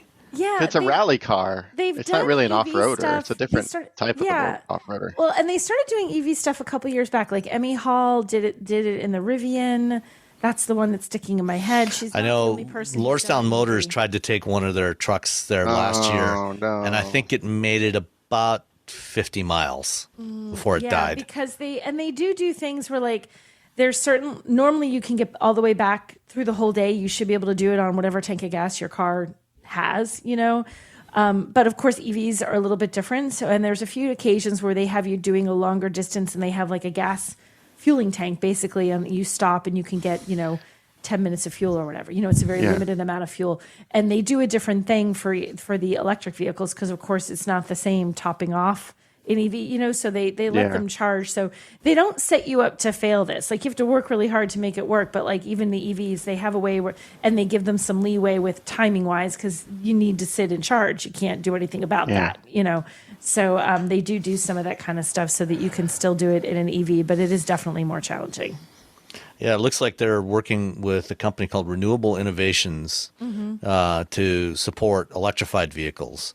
Yeah. So they've got this truck with all these solar panels on it and a generator, to presumably to charge up the EVs and things like that. I think, am I remembering right? I thought they were even going to have some of that was going to be powering some of this stuff at camp. I somehow thought. Yeah, I think so. Yeah. So that it's not like you don't have all these generators running, that you'll have some. So it's another way to just be kinder to the environment kind of dealio. Yeah. Oh yeah, they're also using hydrogen fuel cell generators to help charge the vehicles. Mm-hmm. Oh, that's cool. Yeah, no, this is cool, and it's 10 days, 8 days of competition, and the aforementioned Jill Simonillo is doing it again this year with her driving partner Kristen Shaw, another friend of the show, and they are for the second year in a row running a Hyundai Santa Cruz. In this thing. So, and they've been doing all sorts of practice too. They did great last year. They want to do better this year. They just want to they want to do better than they did. Like, they just want to improve, they want to do better. They want to learn from what because it's a huge learning experience, especially the first time. So they want to learn and do better. And their team, it's called Team Brute Squad is the name of their team. Yeah. Yeah. So, and they're excited. I was talking to Jill the other day, so they're really excited to give it another go. Yay. Excellent. Yeah. All right. Let's answer a couple of listener questions. First up comes from Wes. It says, I'm interested in the Audi e-tron GT and Porsche Taycan Cross Turismo, but have never purchased a vehicle in this price range before. So I had some questions. Everyone always mentions that you should never pay sticker price. Well, that hasn't been true at least for the last couple of years. That kind of broke. If you're lucky if you could have paid sticker price in the last couple of years. If you can get sticker price, you should punch your arm in the air. Anyway, does that apply to this class of vehicles? Well, let's answer that. Even before the pandemic, I would say probably not. These are pretty much. I think when you're talking about premium vehicles like this, maybe an Audi before you might have been able to haggle a little bit on the price, but probably almost certainly not a Porsche. No. And you would have been able to haggle a lot on the Audi. You're not going to take that number down very. So maybe you could get a free option. Not before the pandemic. Definitely not after the pandemic. Yeah. Anyway, does the buying experience still involve haggling? Is it more straightforward? More straightforward. And in fact, especially with Porsche, maybe less so with Audi. If there's something you want that's not on the menu, you can pretty much order whatever you want if you have a deep enough checking account. Right. If you want a custom color, absolutely, sir. We would be happy to paint it for you to match the drapes in your bedroom, or whatever. Open your wallet and we'll happily do that for you. Yes. Have a nice day. Let us just do a quick credit check on you. Check your check. Show us your checking account balance. Okay. Yeah. Give us your PIN number. Yeah. We can take care of it. How much is it? Just give us your PIN and don't ask. Yeah. If you're asking, it's too much. Yeah. Does this mean that there are no deals to be made? Correct. Have you have you heard of any reliability issues? I don't know. I don't. Not with either of these vehicles, actually. No, actually. I haven't heard nothing. Yeah. I mean, at literally every vehicle that's out in the world, I'll hear something. Like, I love the Ioniq 5. I know someone who bought an Ioniq 5. It had It had a battery draining issue. Like, the 12-volt battery kept draining, and they couldn't figure out what it was. It's a whole big, mess. But I've heard that's actually been common on a bunch of EVs, though. So it's not uniquely a Hyundai issue. So I haven't heard anything from anyone about the e-tron GT or the Same. I've heard Taycan. no specific issues. Yeah. And let's see. Also, what are your quick takes on these vehicles? I've only driven the Audi, but Same. Robbie, you've driven both. I have driven both. I've driven all the Taycans. I would say, were we looking at the Cross Turismo? Just get the Cross Turismo. The e-tron GT or the Sport Turismo, if you can get that. Or the Sport Turismo. You can get the Cross Turismo and be very, very happy. Yeah. There's one in my neighborhood. Yeah, the e-tron GT is a slightly it's more it's a classy. It's not as aggressive as the Taycan. More luxury oriented. Yeah. It's still a performance vehicle, but it's not as as the Taycan. And that's sort of the big takeaway is that if you want a lot, you're still going to get a lot of torque. You're still going to get a really great driving experience, but it's not going to be as aggressive as the Taycan, which is just like, let's do this, and you're still getting, a very luxury experience. But the Cross Turismo, because you're getting a wagon, that's the one to get. If I had a lot of money and they're like, what car do you want? I would get the Taycan Cross Turismo. I've driven it around here. I drove it in. You said if you have a lot of money, how Europe. much is it? Do you know offhand? I didn't mean to make you Google. Taycans start around 100,000. Around 100. Cross Turismo. Dun dun dun. We're gonna find out. He's Googling people. Googling. I didn't mean to make you Google. I thought maybe $101,900. 101. Pretty good guess there, Sam. As the starting price for a Cross Turismo? First Cross Turismo. It says a driving range of 235. I'm going to tell you that Porsche underreports its driving ranges. It takes the lowest number the EPA will give it. So it's probably closer to 250. Yeah, and every publication that has done formal range test on the Taycans and the e-tron GTs, they always get way more than the label value for the range. When I did the Taycan, the original drive program, and then the EPA number came out, I'm like, that doesn't make any sense. And I was driving through Andros Crest Highway up over the back and then down into Pasadena, which is, you're going up a hill. It's aggressive driving. Yes, you're going downhill, but you're never going to make as much, electricity as you deplete when you're driving like that. And it was still better than what the EPA said. I'm like, what? I was really confused. And then you talk to them and they're like, well, and then everyone does the tests and everyone's like, oh, okay, well, you're going to get much better than what they say. Yeah, most tests of the Taycan, the various Taycan variants, get anywhere from 275 to almost 300 miles. So you'll have no problem at all with range. Yeah, you'll be fine. And these things charge fast. I mean, they will charge it, assuming you can find an EA charger that is fully functional. Theyese things are capable of charging it up to 270 kilowatts. So they charge faster than pretty much anything out there. Yeah, they're just sort of the quickest, they're 800-volt architecture. I mean, everything about them is just fantastic. And again, just the regular, because the Sport Turismo is going to cost you, what, $141, I think it looks like? So you don't need that. You don't need that. You don't need that. Save yourself $40,000. Get like a Honda Accord to throw in the house, too. Just for your sidecar. Yeah. And then... the other thing too is with the Cross Turismo or the Sport Turismo, either one. If you're planning on carrying anybody in the back seat, they will have a lot more headroom in the back seat than they would in the standard Taycan or the Audi. Mm-hmm. So, yeah, I'm very much Team Cross Turismo. The Audi e-tron GT, I love that car. It's a great car. The utility of having, you're spending all this money, you might as well get a little extra utility. And I'm not going to say what I was going to say. It's about running a car from an Italian car company. All right. Next up, Lawrence in the Desert says, hey, gang, love all the EV and charging coverage. I was wondering why current gas stations do not seem to be concerned with the future. Why are they not embracing the future and setting up to charge EVs? It seems their future depends on adapting to the coming wave of EV economy. They're uniquely suited in California, where real estate is always an issue, and many have the convenience markets already. Should we be looking at lawmakers to nudge these businesses into the future? Just a question that I've not seen any info on future plans. Thanks for all the content and keep cheering the manuals.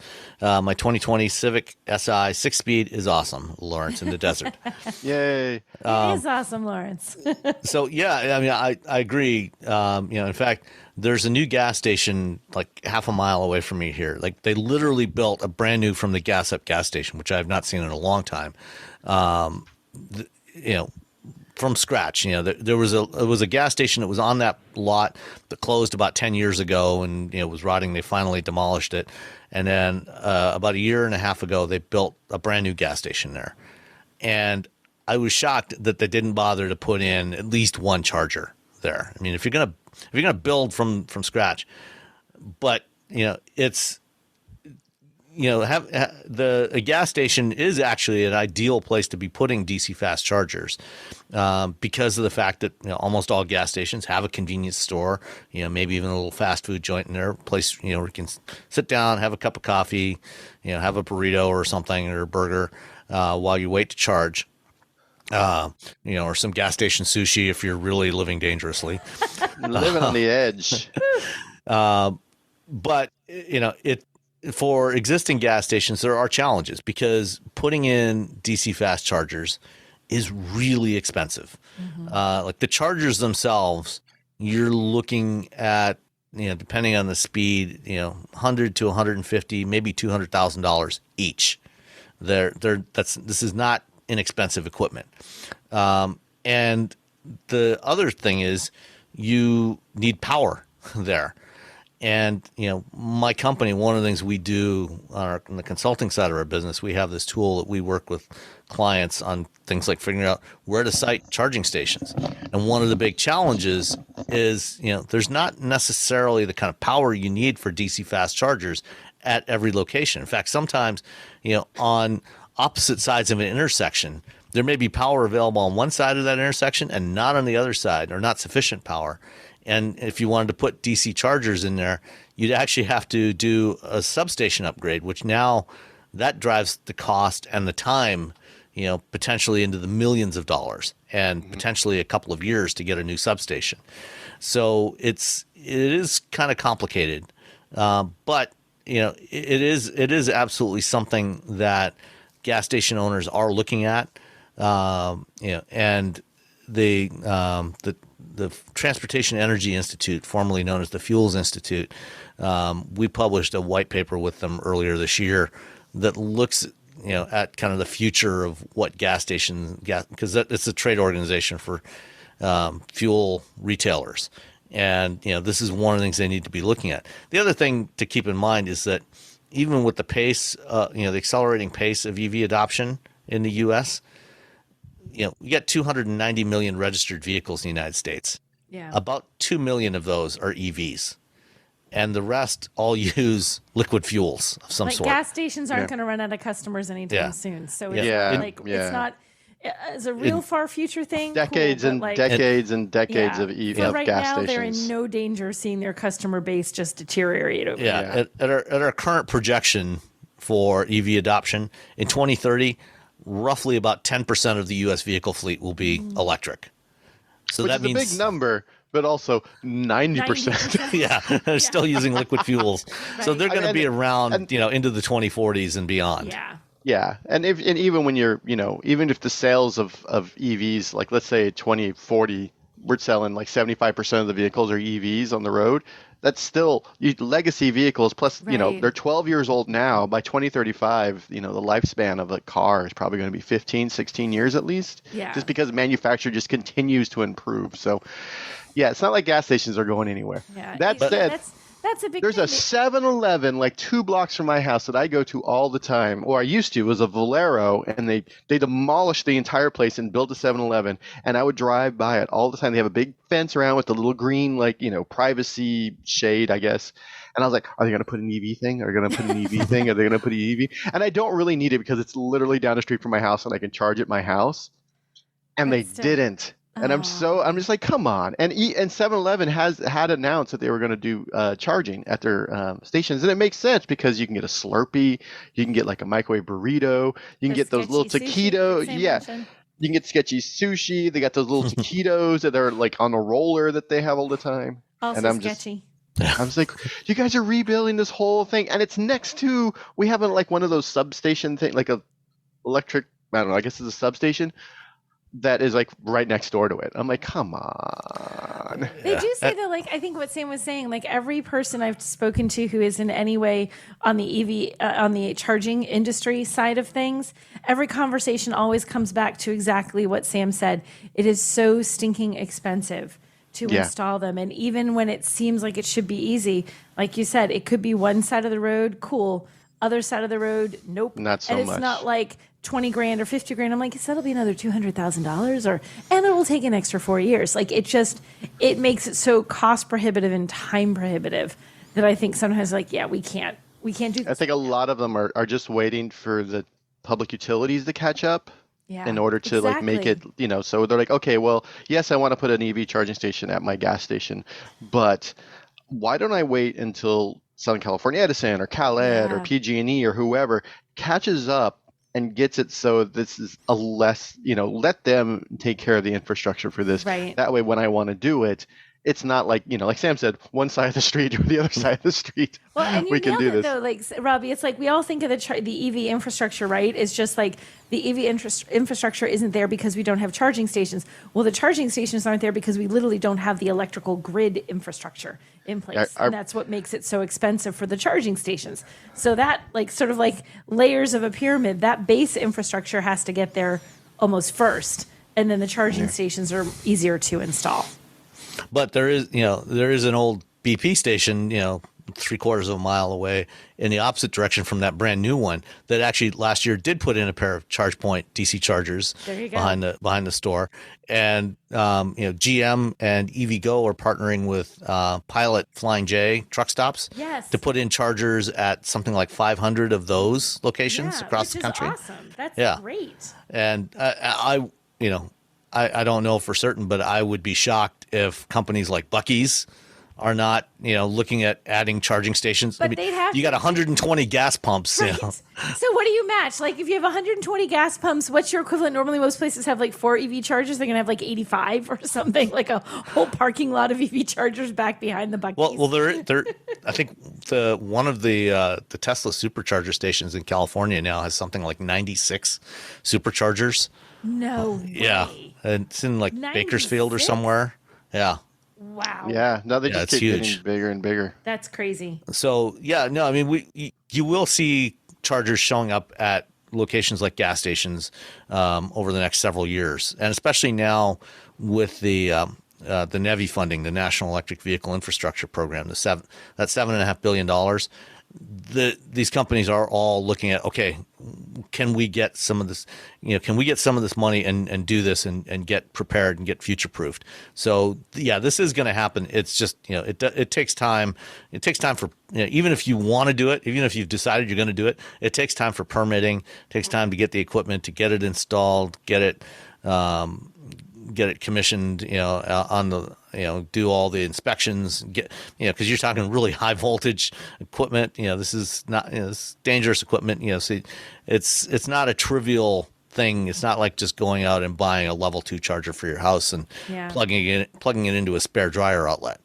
It's, and then you need the people to do it, and we don't have enough. That's like essentially my job now at SAE, is like helping people learn the skills to do these jobs, because we do not have nearly enough people to build all these chargers. Well, there was a to maintain these chargers. Just everything needs to be done. There was a booth at the auto show this week, from IBEW, the International Brotherhood of Electrical Workers. That's the big electricians union, and a couple of other organizations that are all partnering to train electricians and certify electricians to do this kind of work, because there's a lot of new stuff to learn when you're dealing with this kind of equipment. If you have a kid and your kid's like, I don't know what I want to do with my life, there's electrician. Learn a trade. Yeah. Be an electrician, plumber, carpenter, because I can guarantee you that those jobs are never, ever going to be replaced by an AI. Mm-hmm. Yeah. They're never going to be replaced by a robot. If you know, like HVAC, plumbing, electrical, carpentry, there will always be work, and good paying work. I mean, you get on a nice union. You're not sitting in front of your computer watching YouTube, while you're on a Zoom call. But you can make a really good living doing that. You might even be able to afford a Taycan Cross Turismo. Oh yeah, you totally afford it. Yeah, if you're an electrician, you're living the dream. I'm just like, man, is it too late for me to become an electrician? The more I'm talking to automakers and battery makers and all these companies, and I'm trying to get them. We're trying to figure out how to, get folks excited and in the electrical field. And the whole time I'm like, man, maybe I should just quit my job and do that. Right, well, we can be wheel electricians or something. Yeah, we can all rebrand. All right. Finally, from Andy in New Jersey. Wanted to get your thoughts on EV charging at home, as my wife and I are testing out the EV waters. We just leased a 2024 Wrangler 4xe as my wife's primary vehicle, and I'll be picking up a 2023 Mach-E later this month or next. We're okay level 1 charging for now, since she works from home and I have a take-home vehicle from work. But for our convenience, I see a level 2 charger in the near future. That, however, brings up the question of what kind of charger to get. Is Jeep Stellantis also going NACS? Should I get an inexpensive J1772 and plan to replace it in 3 years? Hardwire a nice 11 kilowatt charger and plan on adapters, something in between, or am I worrying about this too much? If it matters, both cars will be garaged and the house will need an electric service upgrade to accommodate any charger, so options are open. Has Jeep said they're doing NACS yet? They have not announced anything yet, officially. but they are part of that joint venture that was announced with six other brands to build 30,000 chargers that will have both CCS and NACS. My guess is that sometime in the next couple of months, few months, when we start to see the first of the production Jeep EVs being shown, perhaps maybe the LA Auto Show before, or maybe at CES, we will definitely be seeing something soon from Jeep and the other Stellantis brands. And my guess is that's when they will probably make the announcement of going to NACS. Yeah. But I mean, all three of us have chargers at home. You two both own plug-in vehicles. Yes. Let's hear your thoughts first. I mean, we didn't get anything. We have the car that you're looking at, the Wrangler 4xe. So we weren't looking at something that was like specifically fancy enough to say, okay, when are charging times? Can I set it to charge at this time of night and that time of night? Some of them are very fancy. Some of them have a lot of stuff built in. So you can really finesse exactly when you're charging your vehicle. So you're getting the cheapest charging times and you can look at all this on your phone. Like I'm a fan of just like plug it in, let's go basic and let's just plug it in and have it go. So I think especially we're going to have the Mach-E, you want something at home. I think that makes sense. You can probably charge it when you're out and about, but again, you face all the issues that we all face, and it's kind of nice to just have a full charge battery and not have to deal with trying to find someplace when you're out and about. I think it's a little bit preference, and I feel like I'm like sort of shuffling it off, but I think you need to look and see what's out there, what's within your budget, what's available, because they're not all always available all the time. Much like cars, a lot of this stuff, availability can be a little bit wonky. And also deciding whether you want to have one that's hardwired into your house or you want to have one that's plugging into the dryer outlet, like Sam just mentioned a minute ago, or like decide what you want and what will work best for you. But I don't think there's one that's necessarily like wrong. Like there's a lot of really good chargers out there. Take a look at the reviews out there for it and just make sure you're not somehow buying one that gets bad reviews, and stick with one of the brands that, like, when you Google and you find brands that come up as the biggest brands, go with one of those and not Billy Bob's EV charger. Billy Bob's EV charger. That's what I got. No. You got Billy Bob's EV whatever you do, charger. make sure it's UL approved. Yes. Underwriters Lab approved. Right. Yeah. So we put in a whole other plug on the outside of our house so we could plug in chargers. I have the juice box right now. We decided to go. We were just plugging it in, but just for the, I travel a lot. My wife shouldn't have to deal with like, oh, it only charged like 40 miles last night versus, if you throw in a level 2 and no matter what, the vehicle is charged. So we went with a level 2 for us to put for the electrician to come out and to have the inspector to come out. It was like $750. That's gonna, and I live in Northern California, but I've heard it's more expensive in other places, which seems completely bizarro world to me. I think mine was like I think I almost did a little bit closer to $1,200 for mine, but literally it was a little bit the timing. I had to go with one that was hardwired, and because I was doing it closer towards when the pandemic was in the middle of, it was hard. It was literally the wire. Like, it cost more for me to do one that was hardwired than it would have done for me the one that was just plugged into, because they have to run different amounts of wire. Yeah. And the wire happened to be the guy, like the electrician. I originally was going to get a plug-in one, and like when I had to switch because I couldn't find one that was a plug-in that wasn't going to take like 4 months to come in, the electrician actually apologized and said, "Hey, I'm really sorry. I got to charge you an extra, whatever it was, $200 or something." He's like, "It's literally the cost of that stupid wire. It's so expensive right now." So that's what it cost me. I think it ended up net was about $1,200 for me to have it done, and I had mine installed inside my garage because I didn't want to deal with the snow and the rain. Mostly the snow. I didn't want to have to deal with the snow. So Yeah, and the cost varies widely depending on where your service panel is in your house, where you want the plug or the charger, and if you need a panel upgrade. I mean, if you have an old house that's got 100 amp service, you're going to need to upgrade that to a 200 amp panel at least. 200 for most people, 200 amps is going to be fine. It's going to be more than enough. But 100 amps is definitely not going to be enough. Yeah. And again, depending on where that's located, where the panel is relative to your garage or your driveway, if it's on the opposite side of the house and you got to run wire all the way across your basement, then that's obviously going to cost more because that heavy gauge wiring is not inexpensive. I also mine to install a NEMA 1450 outlet, so that's a 50 amp outlet in the garage, 4-pin dryer outlet. Altogether was like $700 for mine. But I have an easy configuration where the panel is. It's on the wall. It separates the house from the garage. And just our panel, like our panel to the box is literally right next to where they put the plug. That makes because it easy. right next to where we were going to park, and I'm like, oh, this works out really well. So it's we decided not to do it in the garage just because I have all this wood stuff in my garage that I work on and art supplies and crap. So it was, but once you get the level 2, you can get the sort of dumb ones. They're just like you just plug it in.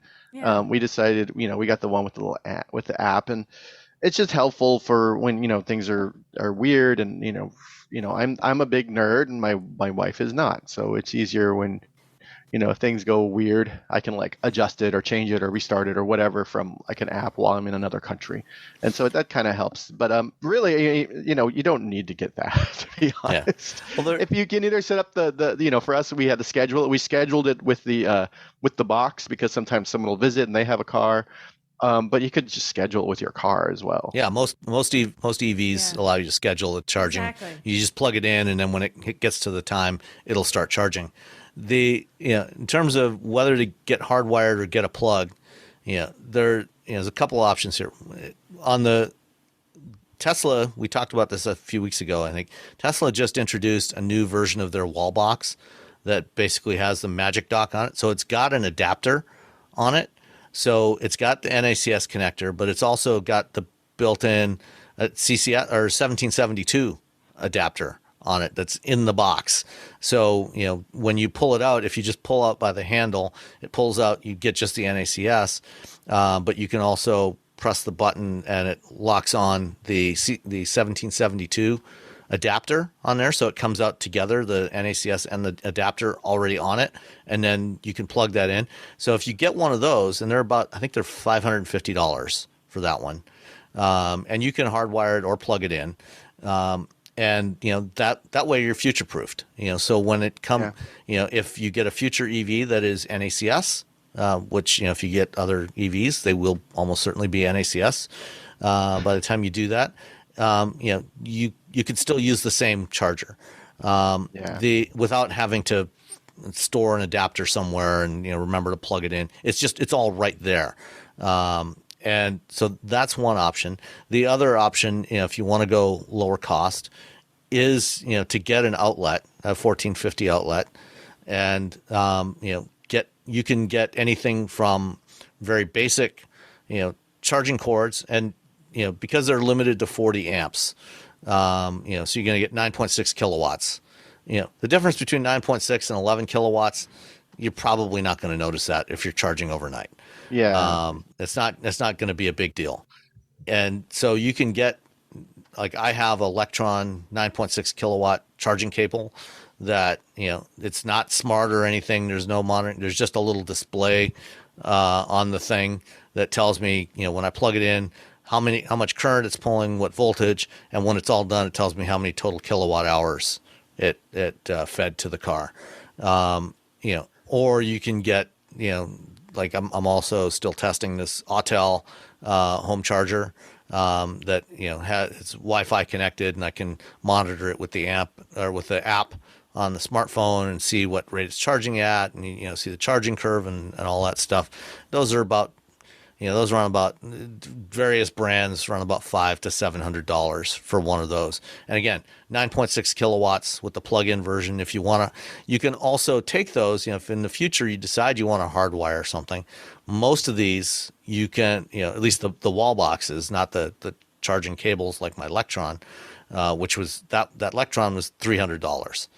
The wall boxes, most of them you have the option to either hardwire it or plug it in. So if some point in the future you want to replace that with a hardwired one, you can also have the outlet. You can have an electrician take out the outlet and just hardwire it to the same wiring.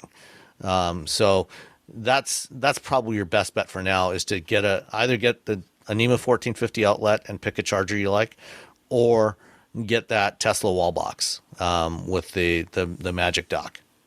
Yeah, I think they call it the Tesla Universal Wall Box. Yeah, it's $595, shipping in October. There you go. They know what they're doing when it comes to charging. Yeah. Whatever you want to say about Tesla, they can charge like there's no tomorrow. Absolutely.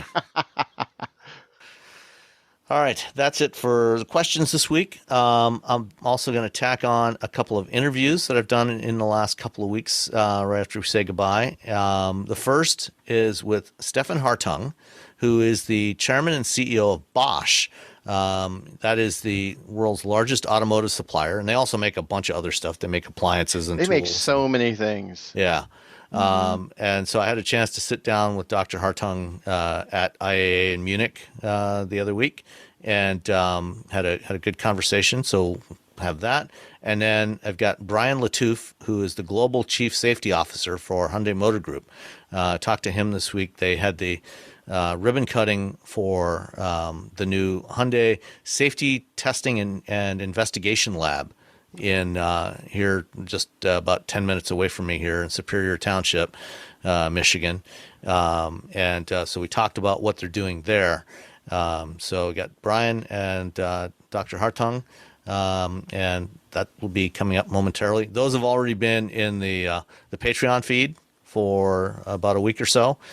So if you want to get these interviews earlier, Patreon supporters get those early, and then we put them in the main show here. And there's more coming. I've got more stuff that I recorded at IAA that'll be coming out over the next couple of weeks in the main show, and for patrons before that. So thanks, everybody. Bye. And we'll talk to you next time. Bye-bye.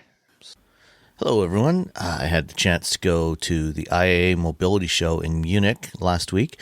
Spent a couple of days there, talked to a whole bunch of people, and I'll be sharing some of those interviews here on Wheel Bearings. First up, we've got Dr. Stefan Hartung, who is the CEO of Bosch. Bosch, Robert Bosch GmbH, is the world's largest automotive supplier. They make all kinds of components that you find in many modern vehicles from almost every automaker in the world. And we got to spend about 15 minutes together talking about the transformation of the auto industry. So here is my conversation with Dr. Stefan Hartung. Thank you for giving me some time today. Pleasure to meet you both. So I guess where I'd like to start is taking a look at your feelings. Bosch has gone through a lot of transformation, as has the rest of the industry over the last several years. Bosch, you formed the cross-domain computing group, but a lot of changes in the industry, the shift to electrification, more ADAS and automated driving. How do you feel as a company that Bosch is progressing through this transformational period? Yes, it's always a matter of how far you go and at what speed. And guess what? We are kind of in a constant transforming environment. That's what we have to see. This is what happens, right? So whenever you do a transformation, as a big company, it's always the case, first of all, the first step is, do you want to transform at all? Because it's so great to be where you are, right? Mm-hmm. So I think that's where we passed that point. So we have decided we go for it. Yeah. And by the way, we first went for it just for cross-domain computing. Mm-hmm. And then we said, oh, wait a moment. the whole thing is changing. The whole view on cars is changing. We call it software-defined vehicles, so we have to design probably the entire company a new way, the car part of it. Mm-hmm. So we went to that thing. So we did another wave of transformation, and I think this will not be the last. The question is how to come to a point where you design an organizational setup which is flexible enough so that you don't have to redesign it all the time. Because organizational setup should follow business strategy and architecture and not the other way around. And there's always the risk, once you have an organizational setup, that this reflects on the business strategy in a good or bad way, whatever is appropriate, but there is a relationship. So what we try now is to really go dynamically forward and build via business strategy and strategy setup a organizational form which is then flexible enough to, let's say, supersede the next waves of transformation in itself.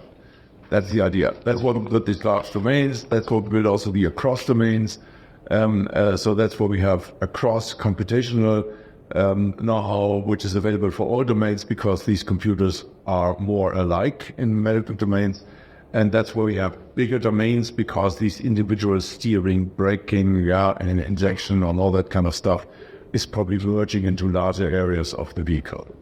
Okay. So yeah, that's an interesting example, across the software domain, a lot of the skills and expertise, across whether it's propulsion control or ADAS or body control or infotainment are going to be very similar. There's obviously some differences because of safety requirements in certain areas. On the hardware side, does that expertise transfer work reasonably well on the hardware side as well?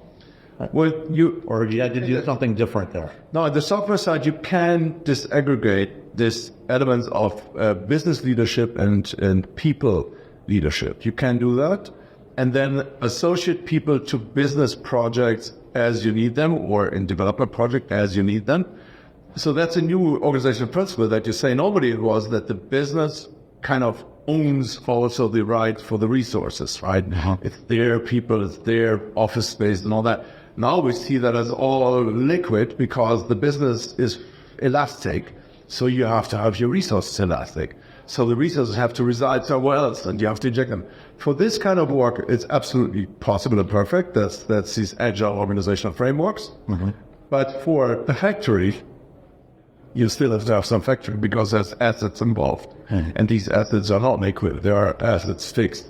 And that is why you have to have a much more planning-oriented, forecasting-oriented, technically oriented setup where you gain elasticity through various locations. So you need certain sites for it. You have to have 1 plant, 2 plants, 3 plants, right? And you have to have a different approach. It is that way. Hardware is different in this protection than software. And but the electronics hardware still is similar, but some of the other hardware is completely different worlds, right?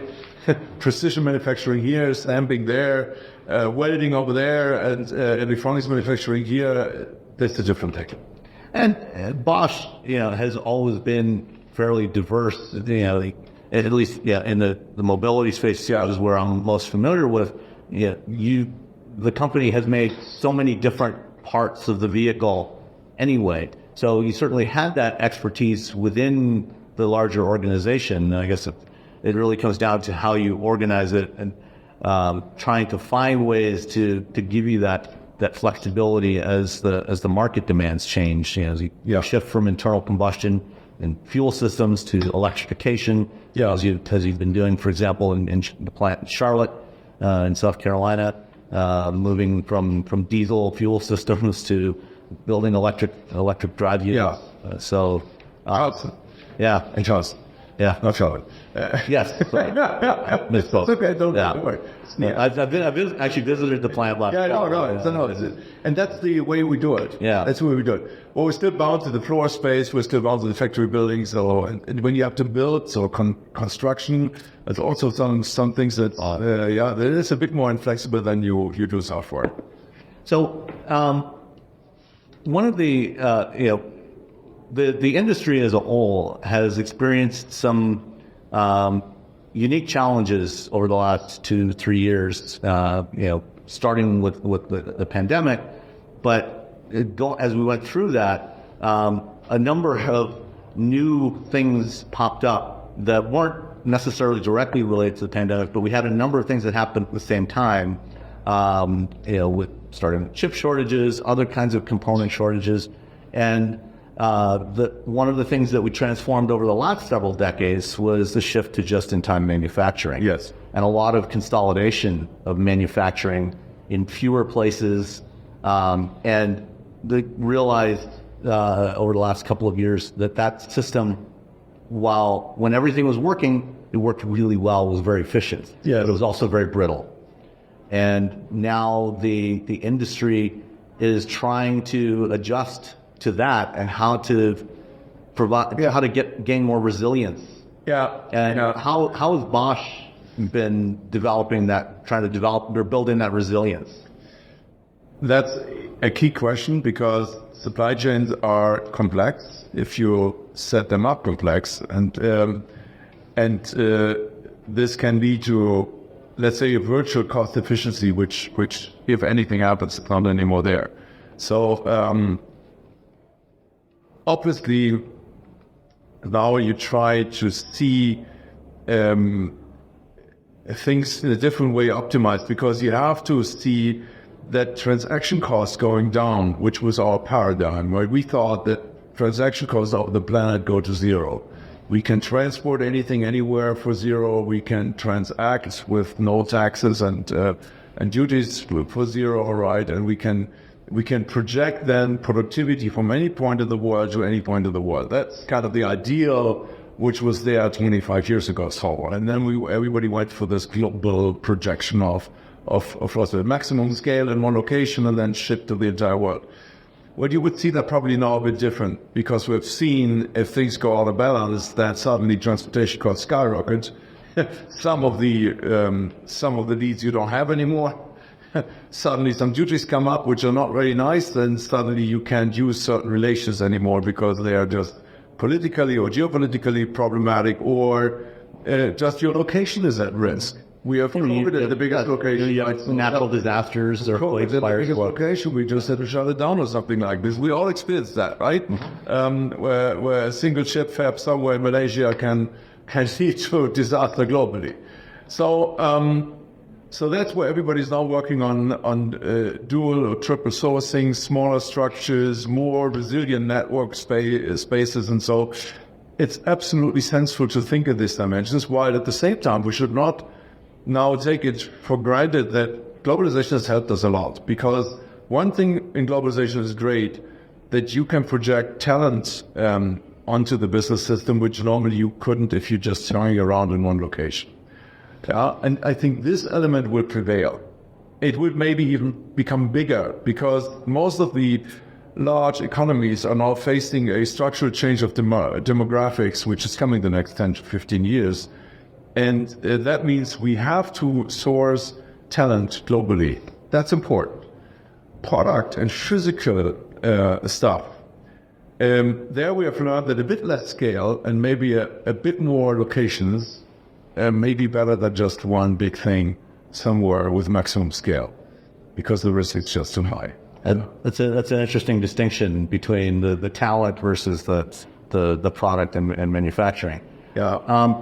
Related to that, one of the things that we've seen between the relationship between OEMs and particularly tier ones and the rest of the supply base over the last several decades, there was a decided shift where OEMs gave more and more responsibility to tier ones to provide systems.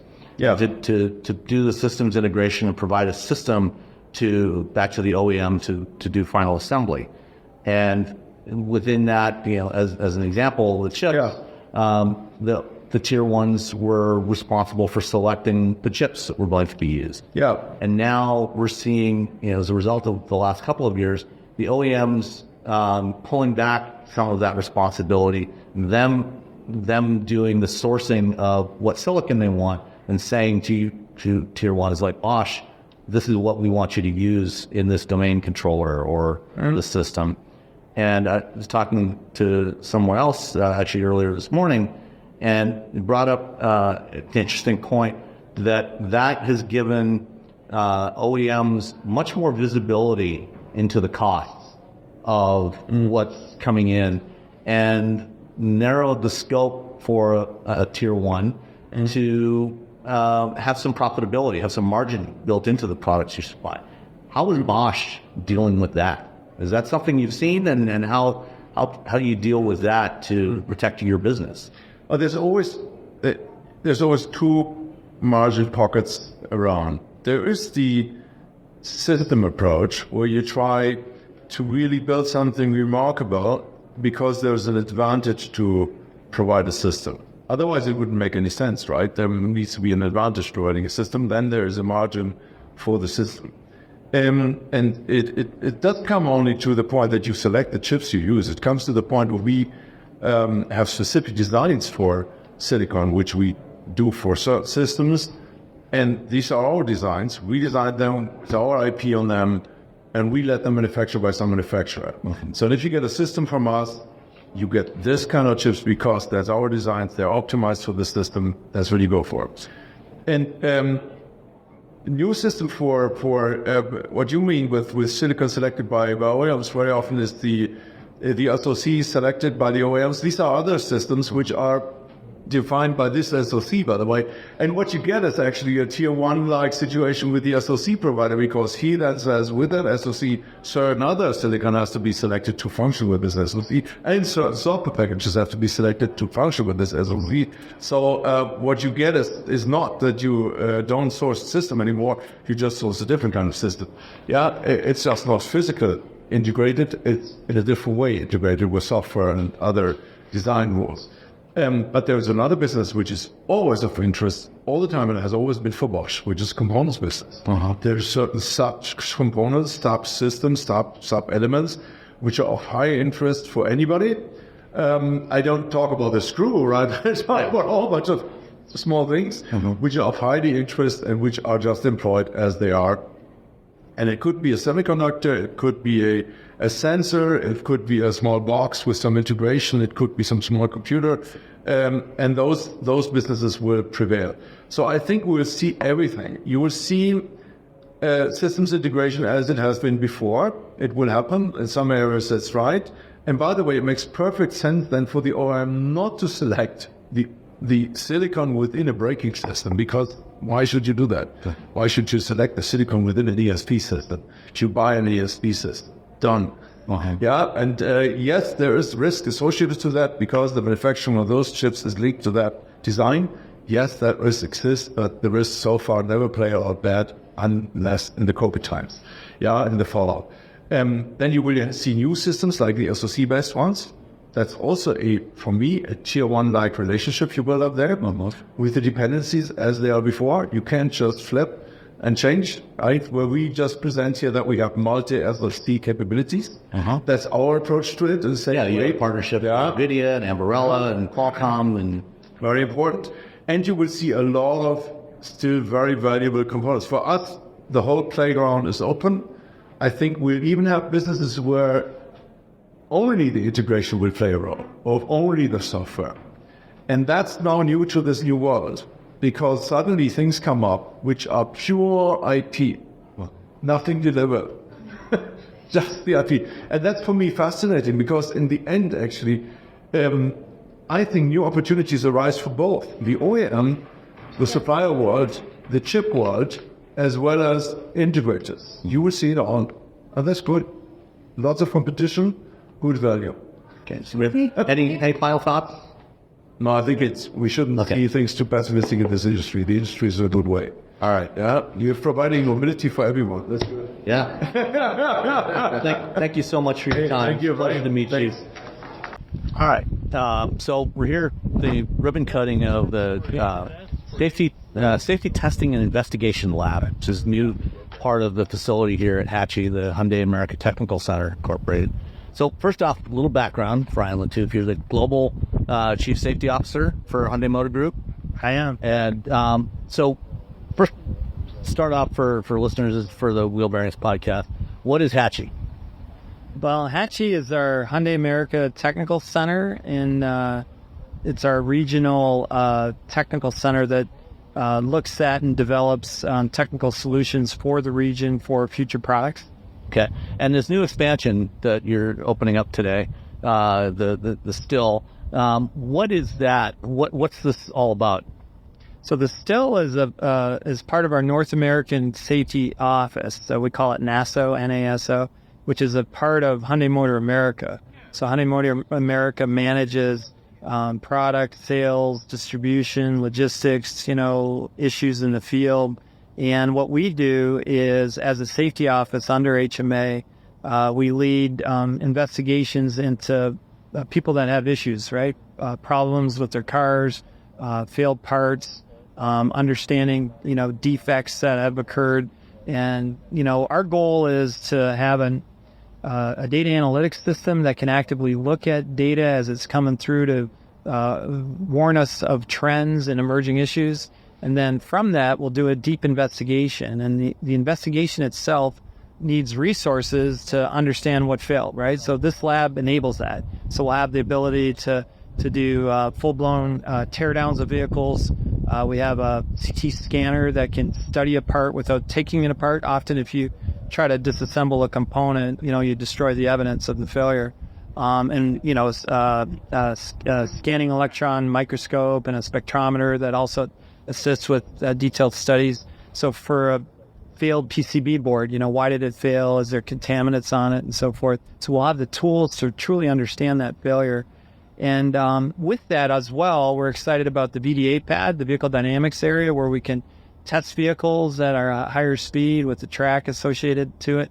And then the crash lab as well, where we can try to recreate a real world crash that's not regulated by typical crash tests, right? So we'll explore the boundaries of what happens to our customers, and we're after continuous improvement, making the product better, and the customer's at the center of that circle that I talk about, the circle of safety.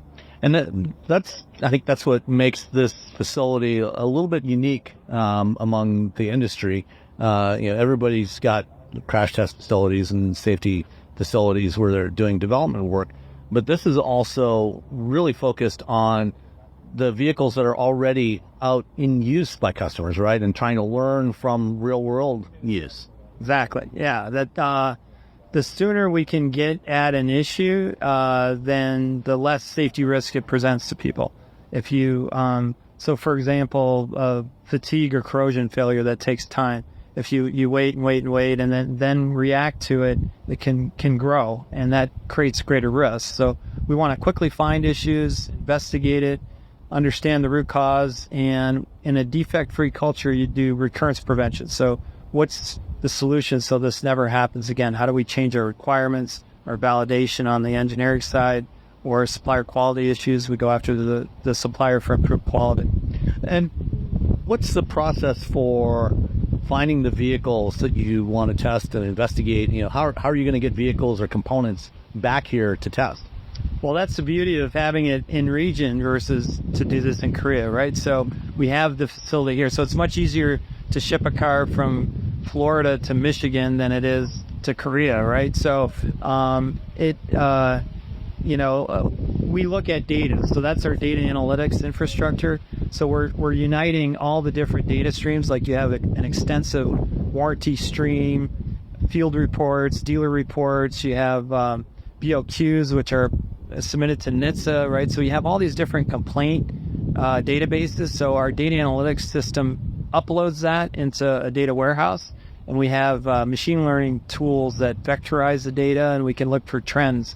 And we're mapping failed component parts, verbatims of what people say, to an actual safety hazard, loss of power steering or loss of brake control, those type of things. There's 15 hazards. And then we rate them from a severity standpoint. That gives us line of sight of the issue, and we get products around that represent that failure.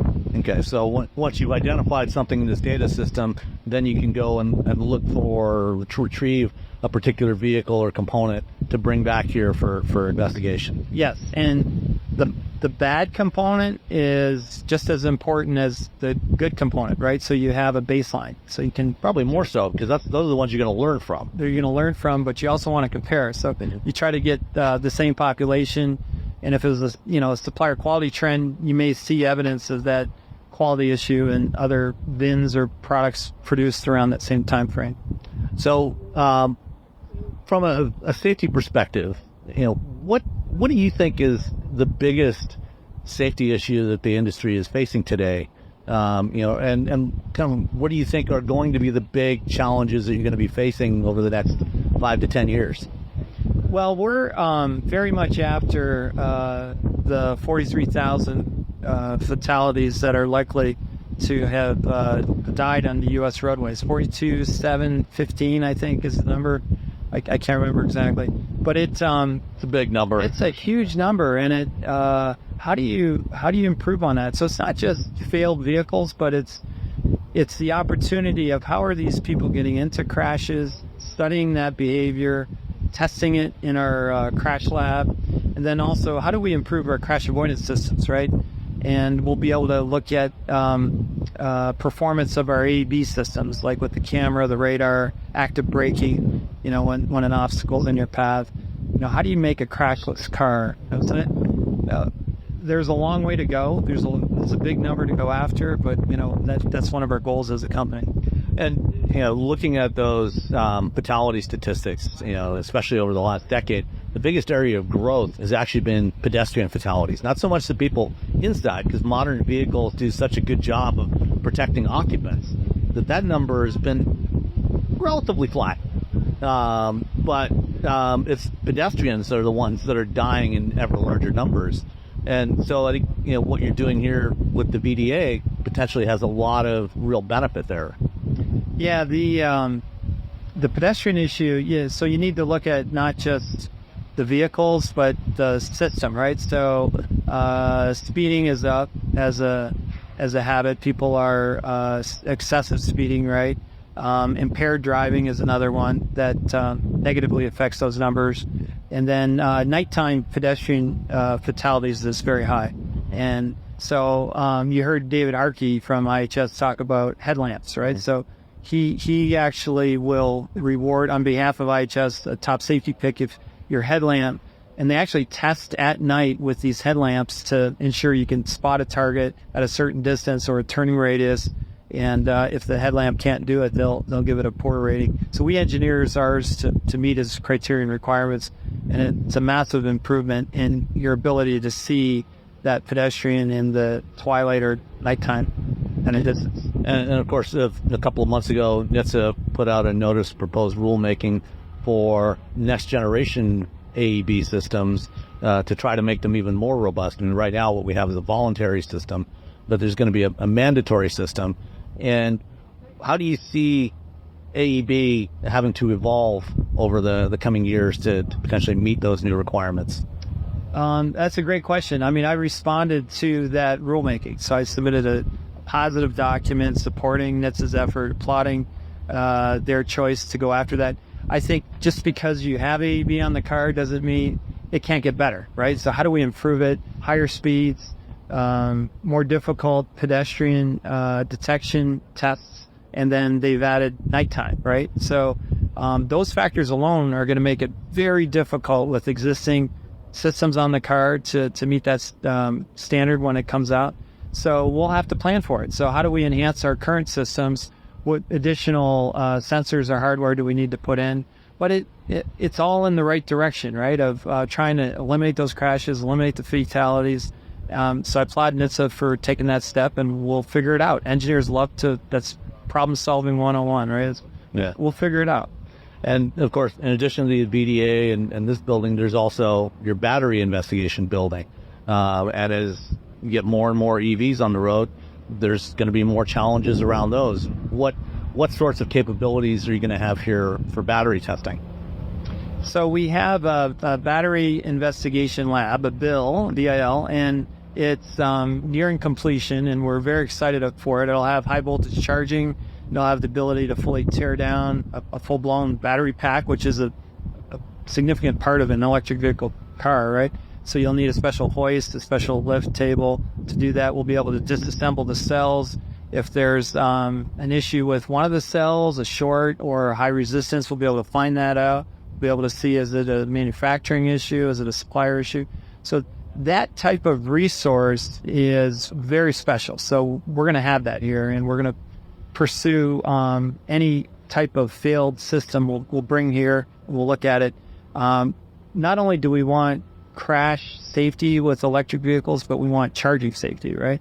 So when you charge your car in your garage or in your apartment, we want you to sleep well, right? You don't need to worry at a full state of charge, something really bad is going to happen. We have the battery management system that'll monitor it. We'll cut off the charging, but we're going to constantly look for those improvements in quality. One of the advantage Hyundai has is our battery partners are Korean as well. So LG Energy Solutions is Korean based, and we also have SK On in Korean. I've personally been through their facilities in Seoul to walk their quality line, and the advancements are happening almost every week of improvements in how they manufacture. So the learnings are incredible, and we're going to help add to that with what we see and find in the field. And then one last area that was highlighted as we walk through the building here is there's areas that are focused on connected vehicle and particularly cybersecurity. And as we have vehicles that are more and more connected, you get with cellular modems, Wi-Fi, Bluetooth, etc., plus connections through a charging port. Cybersecurity is going to be an issue. So how big of a team are you going to have focused on cybersecurity? So the Hot Sheet team does have an existing cyber team. I'm not sure exactly how big. I think it's like maybe 10 people. I think the goal for cyber for us will be more in-region testing and evaluation of systems. But the software aspect of it it requires a very specialized skill set that I think will exist in Namyang. But we'll have a team here that can help take vehicles in region and study the concerns and issues and report back. But I don't think we'll staff up to develop the future, robust cyber solutions. Okay, that's probably more out of Korea, where they're developing the core operating systems and the overall development process, because obviously cybersecurity is something that's got to be designed in from step one of developing a vehicle now. Yeah, and I just imagine any type of change to harden the system for cyber threat, you're going to affect for potentially the functionality of something else, right? Because the software is all connected on a high-speed bus. So you have to have that ability to revalidate the whole system performance, and I think that will continue to be stationed in Korea. It's kind of for it. Any final thoughts you want to share? Oh, I'm excited. This has been a dream, so we're it's kind of a milestone in my career. Yeah, you announced it last year in Chicago, I think. Now, 17 months later, here it is. Building it, yeah. Almost ready to move in. Yeah, we'll be moving in soon. So thanks, Sam. All right, thank you very much, Brian. All right, thank you. Thank you. Everyone's talking about AI these days, right? This season on Compiler, we're diving deep into how AI is reshaping the world we live in. Join us for a new season of Compiler, an original podcast from Red Hat. Subscribe now wherever you get your podcasts. All you homeowners have unique needs. Some feel the need to paint their door a vibrant shade of blue. Others have the need to decorate their bathroom with fish, anchors, and other nautical items. And because each homeowner has unique needs, Geico helps you get the right coverage for your home and what's in it. That way, you get exactly what's right for you, even if your needs are unique. Get more with Geico.